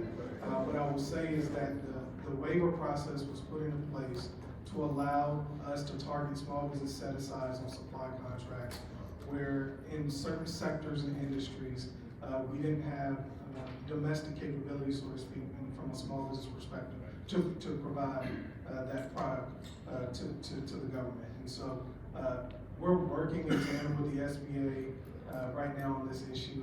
I'll tell you, I live it every day for what I do. DLA buys 96% supplies on an annual basis, so the non-manufacturing rule and the non-manufacturing labor process is something that I live out every day. But I can talk to you offline and kind of let you know what things are on that. We have about 5 minutes left. We'll try to get through everybody that has a question, but I just wanted to give you that kind of time check. Good morning, and thank you for being here, and it's a pleasure for me to be here. It's my first day USA. I want to give this is about risk, and risk taking, and risk mitigation. So, the Air Force, with CMMC, Kelly Kiernan has put out videos to help all of us tighten up our security on the internet, just basic things from locking your filing cabinet, unplugging your laptop. So I want to give a big shout out to DOD, to the Navy, for helping small business with these videos, just lots of information. Kelly is with the Department of the Air Force with this program called Blue Cyber, but she has made it available to so many. I think the Department of the Navy is actually going to be picking up and helping potentially fund some of that effort, because it, once again, this is one team. It's one team, one fight against whatever is out there. So we share a lot of ideas, and that's one. Thank you. On the flip side of risk and risk mitigation, I'm warfighter oil, grease, and lubricants, small business manufacturer, 125 years, Philadelphia, service disabled, veteran-owned small business. I'm the government, right? And in working through your solicitations and reading them and talking to people, we come up to the procurement department who writes a specification, and we challenge it because we know the salient characteristics, the technical specifications, and the price points of what you're buying. And no one will let us get past that individual on the phone to talk to the people in the back office. Like, what are you doing? You're buying a 50-year-old technology, and it's wearing down your parts, and like, so, you know, subject matter experts, 125 years making these formulations. We have 3,400 different formulations, maybe 1,700 of them that we brought to commercial. Like, how do we get past someone who said, look, it's written this way, and no, you can't talk to anybody? That's all. Thank you. It's a DLA, it's not POL, so it's petroleum. So when it comes to saline carrier instance, we got mil specs, you have all the stock stuff. And when we're dealing with aging weapon system platforms, some of these things, you know, to be quite honest, are obsolete. And we just need that one part for that system. I mean, you're not going to revamp the drawings or specs for aging weapon system. That is entirely too costly, so to speak. So I can talk to you offline around, you know, where you might be able to get some of your latest and greatest ideas and concepts into some program of records to support some of the aging weapon systems. But yeah, when the spec is the spec. I mean, that's why that spec is in the solicitation. So that's, you know, really where it comes down to. Where you want to put that new idea out is in the market research phase. So if you're responding to a source of salt notice or RFI, you know, that's where you can kind of introduce a new spec, so to speak, for a requirement. But if you see it in the solicitation requirement, that's actually the requirement. That's the qualified need. Travis Ames, First Call Consulting. I think one of the biggest biggest barriers of entry for small businesses is the cost of CMMC and NIS 800-171 compliance. Because even for small businesses, it can be a 6-figure problem. And I think the problem really kind of starts with the contracting officer. Because when we talk with a subcontractor, one of the first questions we ask is, okay, what is CUI in your organization? Where is it in your system? So we can enclave that into a secure environment. And they have no idea. So then we go to the prime contractor and we ask them, okay, what is CUI? Where are you flowing down? And they don't really know. So they ask the contracting officer. And the contracting officer, most of the time, to protect themselves, they just say, okay, treat everything as CUI. So then that flows down to all of the subcontractors, and they have to be at a higher level and implement all 110 controls.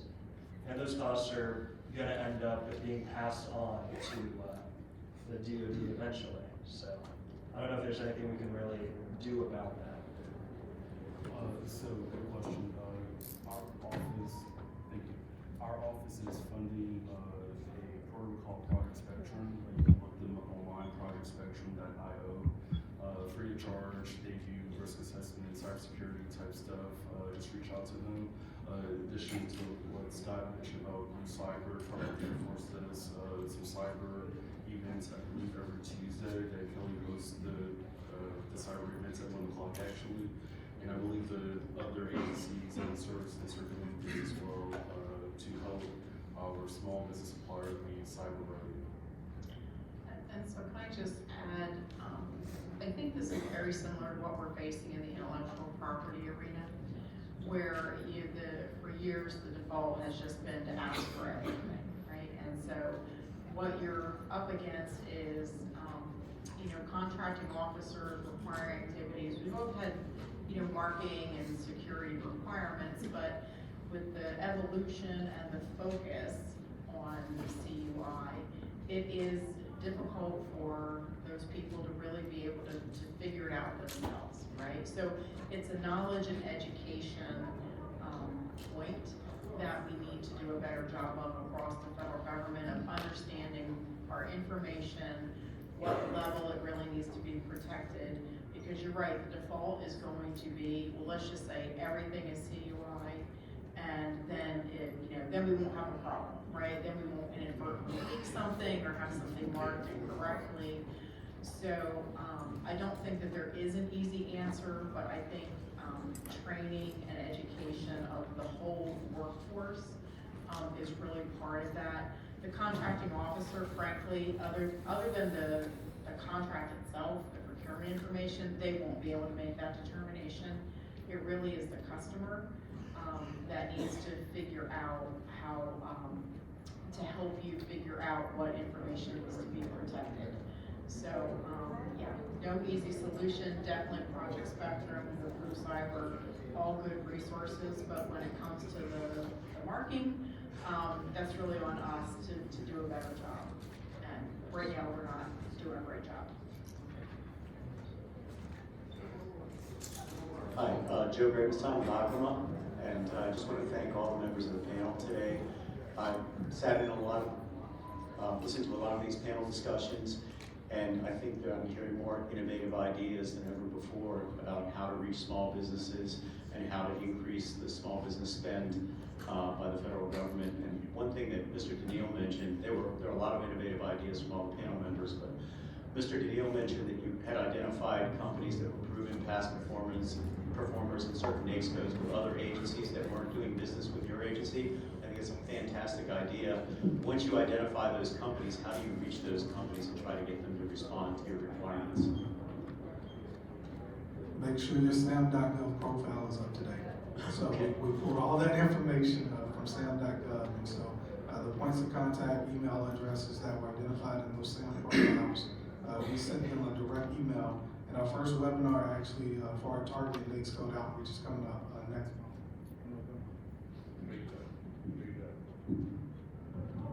Yeah, our targeted outreach is next month, November webinar. So if you go to our website, dla.mil/smallbusiness, click on a calendar of events link, all of our events will pop through and come up, and you'll see that webinar series. That's very helpful. I think that's a barrier to entry for for some small businesses at some agencies, not the OSBP office or the OSBP office definitely, but there are some people at some agencies that believe that if you haven't done this type of work at our agency, then you haven't done this type of work, and it's a concept that needs to change. So thank you very much. Just have one question from the gentleman over here. Sir. Okay, thank you. I'm Dan Arnold. I'm CEO of Eagle Eye Labs currently. Since 1980, I've had a consulting engineering firm as a subcontractor to the major defense contractors. And in between assignments, I was also executive director of an association for small research and engineering services companies. So I've been across the board on small business issues, and I really have a lot to say. I could talk for hours. Some of the key points that I just want to bring out now. For one, when you have NAICS codes that go up to 500 employees, and those are competing against companies with 10 employees, it's almost like competing against a large business. And something should really be done to further recognize the truly small businesses, because you only need one or two people with a good innovation to have something that's worth putting under contract. That's not being done. Now, that's just one of many issues. The next one is that it's been pointed out over the course of a few of these discussions here that the OSBP has very limited authority. In other words, you can't go to the PEOs and say, here's small business A, put them in touch with the PEO in a government agency, or connect them up with a large business that needs them. When I was CEO, when I was executive director of that nonprofit, that's what I would do. I was allowed to, so I would connect the small businesses with CEOs of major corporations, and they'd walk away with multi-million-dollar contracts. Some of them would become 8A or other qualifications that were needed in order to meet the contracting goals. But it just doesn't seem like the small business officers are in a position where they're even allowed to do these things. And this is what's needed by the small businesses in order for the system to succeed. It goes on and on. Like I say, I could talk for hours. And if you want to talk to me offline, that's great. I don't want to take up everybody's time with this. Oh, there's one more key point. Is you cannot lump, aside from size, you cannot lump all small businesses in one category. If somebody is providing engineering or technical services, there's absolutely nothing for somebody that's doing construction. But you're counting them all as part of small business. You have to treat each of these areas separately and deal with them separately and appropriately. It's not being done. Thank you. All right, on the NAICS code size standard, that's something we could probably discuss amongst ourselves. Work with OSD. OSD is the link to SBA. So we'll be, I wrote down, we'll be glad to talk about it. Work with Mr. Mitha, see what's already being done, perhaps already within SBA. They may already have a review process underneath it, because once again, all those codes, everything morphs and changes. So maybe it's time, or maybe they have a, biannual review. I don't know. I can't speak for SBA, but I'm sure they've heard this probably from other sources. But we'll ask the question one more time for you. I will give SBA some credit here. Earlier this year, SBA did take a hardcore look at revising size standards in a lot of NAICS industries. And they actually ended up expanding the scope of a lot of socioeconomic businesses into some of these NAICS. So I will give them some credit, but it's definitely an area that we do need to look at deeper. And we definitely do work with SBA on that. How you doing? And thank you guys very much for the panel. My question is kind of a two-part question here. I work in the tactical products division, basically helping the warfighter get his gear.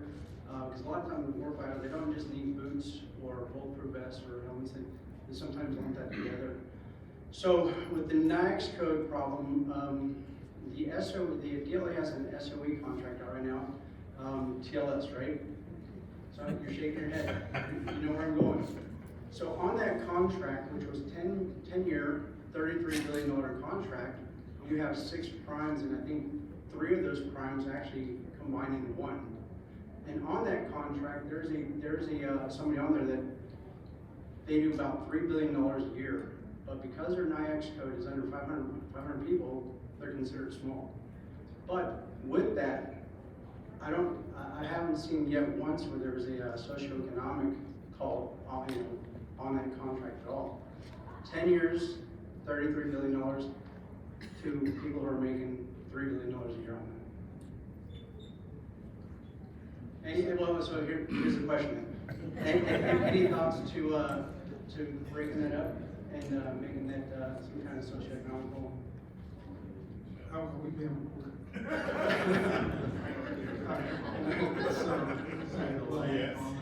I'll talk to you offline. On another note, but I have seen some of these contracts where there's construction, or they're starting to do 10-year or 7-year contracts, and they're putting on 5 people on that contract for 5 years, 10 years. Well, 5 years I can see, but 10 years, 7 years, I mean, that's very limiting. I'm just curious. You guys. What kind of tactical equipment are we talking? Are we talking weapons? Are we talking?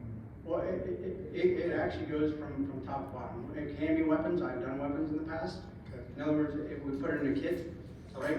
So you're talking battalion sets, probably. Yeah, exactly. Everything. Yeah, I think it's part of the ebb and flow as well, right? So we used to see these, 10-year contracts, and then under better buying power, we were told to draw down to like 3, maybe 5, right? And that, now I think we're on the other side of that, where we've the category management and the pressure on, frankly, just the number of personnel, right, that we have. So, a lot of the personnel gains in contracting and acquisition that we gained, a lot of those have disappeared, right? So I think we're in a position now where we've got less workforce, they're not as experienced, we're going back to longer term contracts, it's part of that ebb and flow. And at some point, somebody's gonna take a look. And that's why even when I was talking with contracting officers earlier in the year about inflation, I'm like, why were we doing a 10-year contract?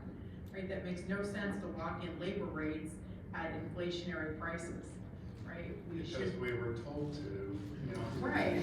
8 years ago. Yeah. And the pendulum swings, but I don't know, maybe it's my age. The pendulum seems to be swinging a lot faster each year. But that's just a personal observation. Yeah, so I think that's why you're seeing that. It's part of the ebb and flow, and doesn't make it right, doesn't make it easy, but I mean, it wouldn't surprise me if it starts heading back the other direction. But a lot of it's pressure on the workforce. It's always do more with less. Nobody ever tells me to do less with more. And I don't think it's gonna happen anytime soon. Maybe you request all the small business folks in the audience to stand, like the government, just, any other small besides yourselves. Oh yeah, they're not gonna voluntarily come up. I wanted to point out to Ms. Kunzis and the small business, I mean, these wonderful ladies, I mean. No, it is a problem. It definitely is a problem. And, that's part of our advocacy as well, right? And our small business professionals, when they're working at the grassroots level, trying to inform acquisition strategy, development, and taking a look at the market, right? What is the market? And doing acquisition strategies that are based off, something that makes sense, and not, well, we don't have enough people to manage that, and we don't want to recompete it in 5 years because it takes us 3 years to do it, right? That's not great. And so that's why we work very closely together, because none of us has all the great ideas. That's why I try and share and steal, like, today with the Honorable Camarillo, he threw a bunch of things up there, and I'm like, okay, I wonder if I can take a few of those back to the Department of the Air Force and see how we can tweak it, change it. We share these ideas all together because we don't have enough resources.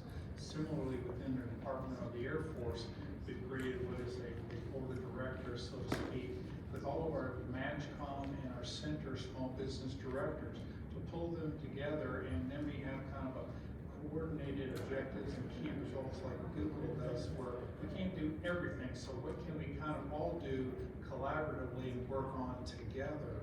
Because there's just not enough resources to do everything. So it's just, and if you try to be all things, in the words of Merrill Lynch, where I work in grad school, if you try to be all things to all people, you go broke. Thank you guys very much. Again, that's Jose Gutierrez from Mind You Go. Thank you. Last word? Second to thank my fellow directors here, as well as Elijah Harnish for stepping in for Mr. Mita. You know, again, I said it was kind of a perk of the job. It really actually is. That's how I look at it. You know, the camaraderie, the ability for us to collaborate. We are stronger together than we are individually. So hopefully you can see that. It is genuine, and really appreciate all of you taking time out from your schedule to come be on the panel again this year, as well as to enjoy AUSA. It's a great event. So, thank you very much.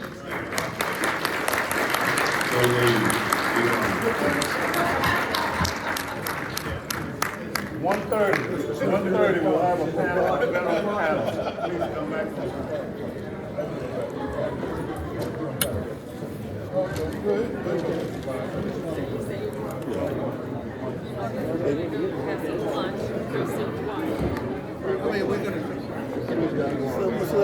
I've been well, all is well. What's going on? We're gonna hit me to a spot. I know. You gotta come down to the point for us to be out. I'm gonna come forward. Not today.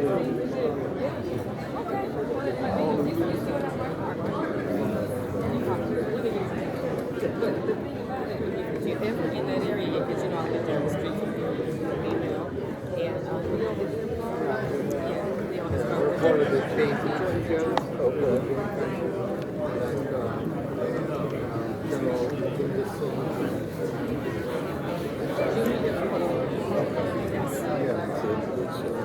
So we're up to 2 good panels in the afternoon. The associate director. That'll be working on that.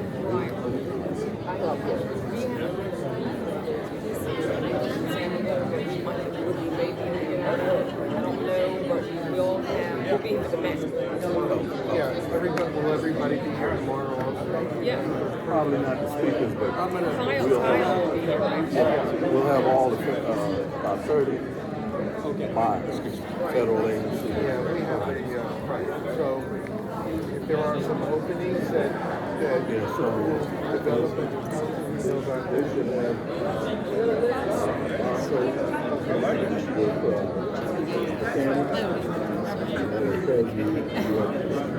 Are you coming back after us? I'm not sure. I have to do something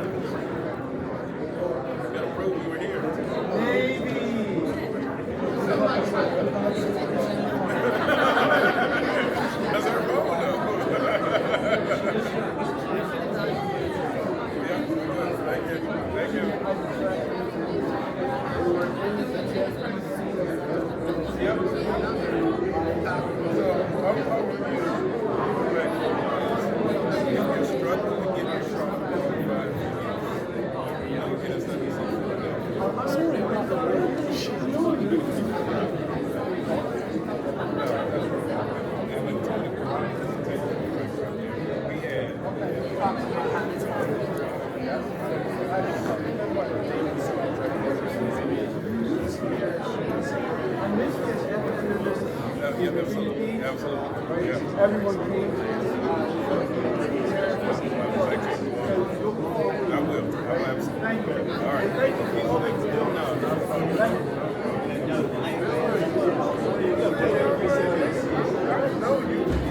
I like your beard, but it's spelled different.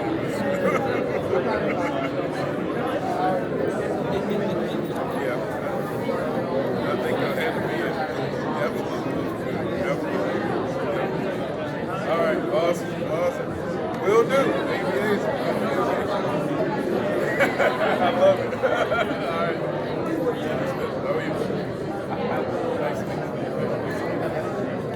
after you here. If you're going over here, I'm after you. So, you sure? Okay, thanks. I'll be super quick. I don't think they're meetings, right? Oh, yeah. I have nothing to sell them, so.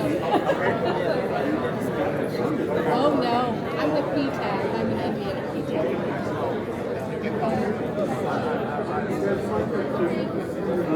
So she works at the night.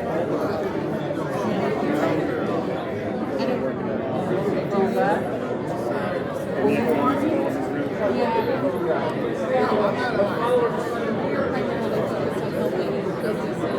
That's how I learned how to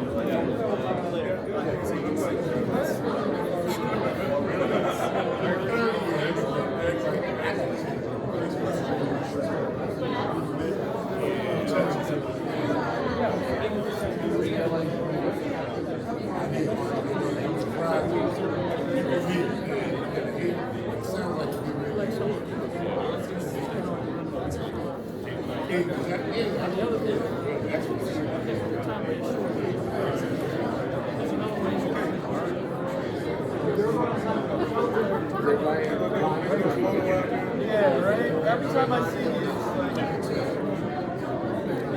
thank you, sir. I gotta make sure I got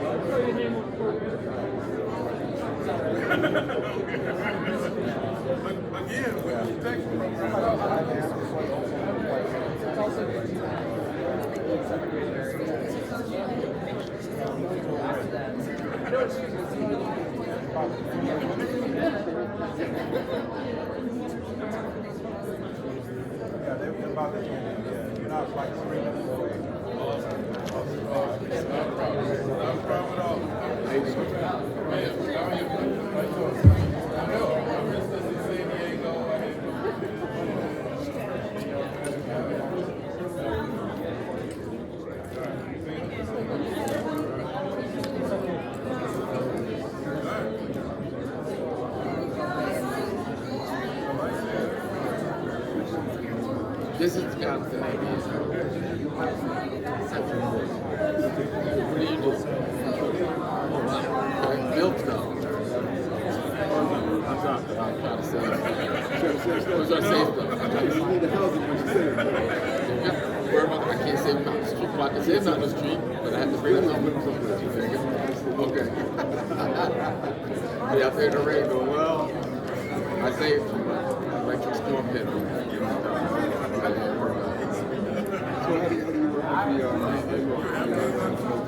This is my first time here, so I have had no experience with the government military. I've only done it. Someone said, you should come try it.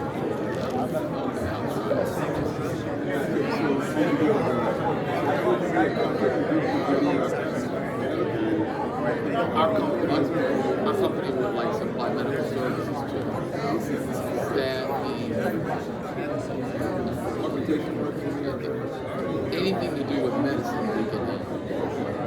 I built the most advanced medical system in the world, delivery system in the world. Yeah, we have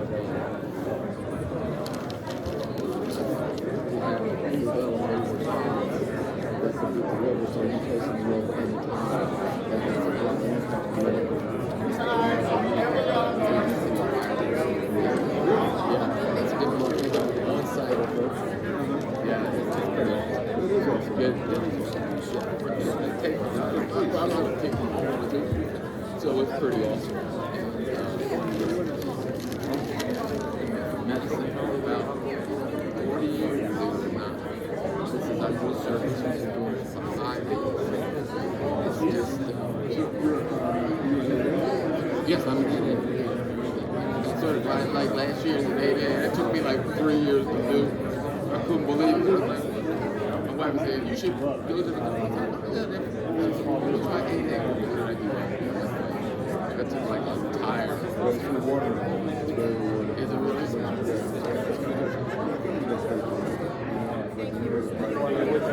Yeah.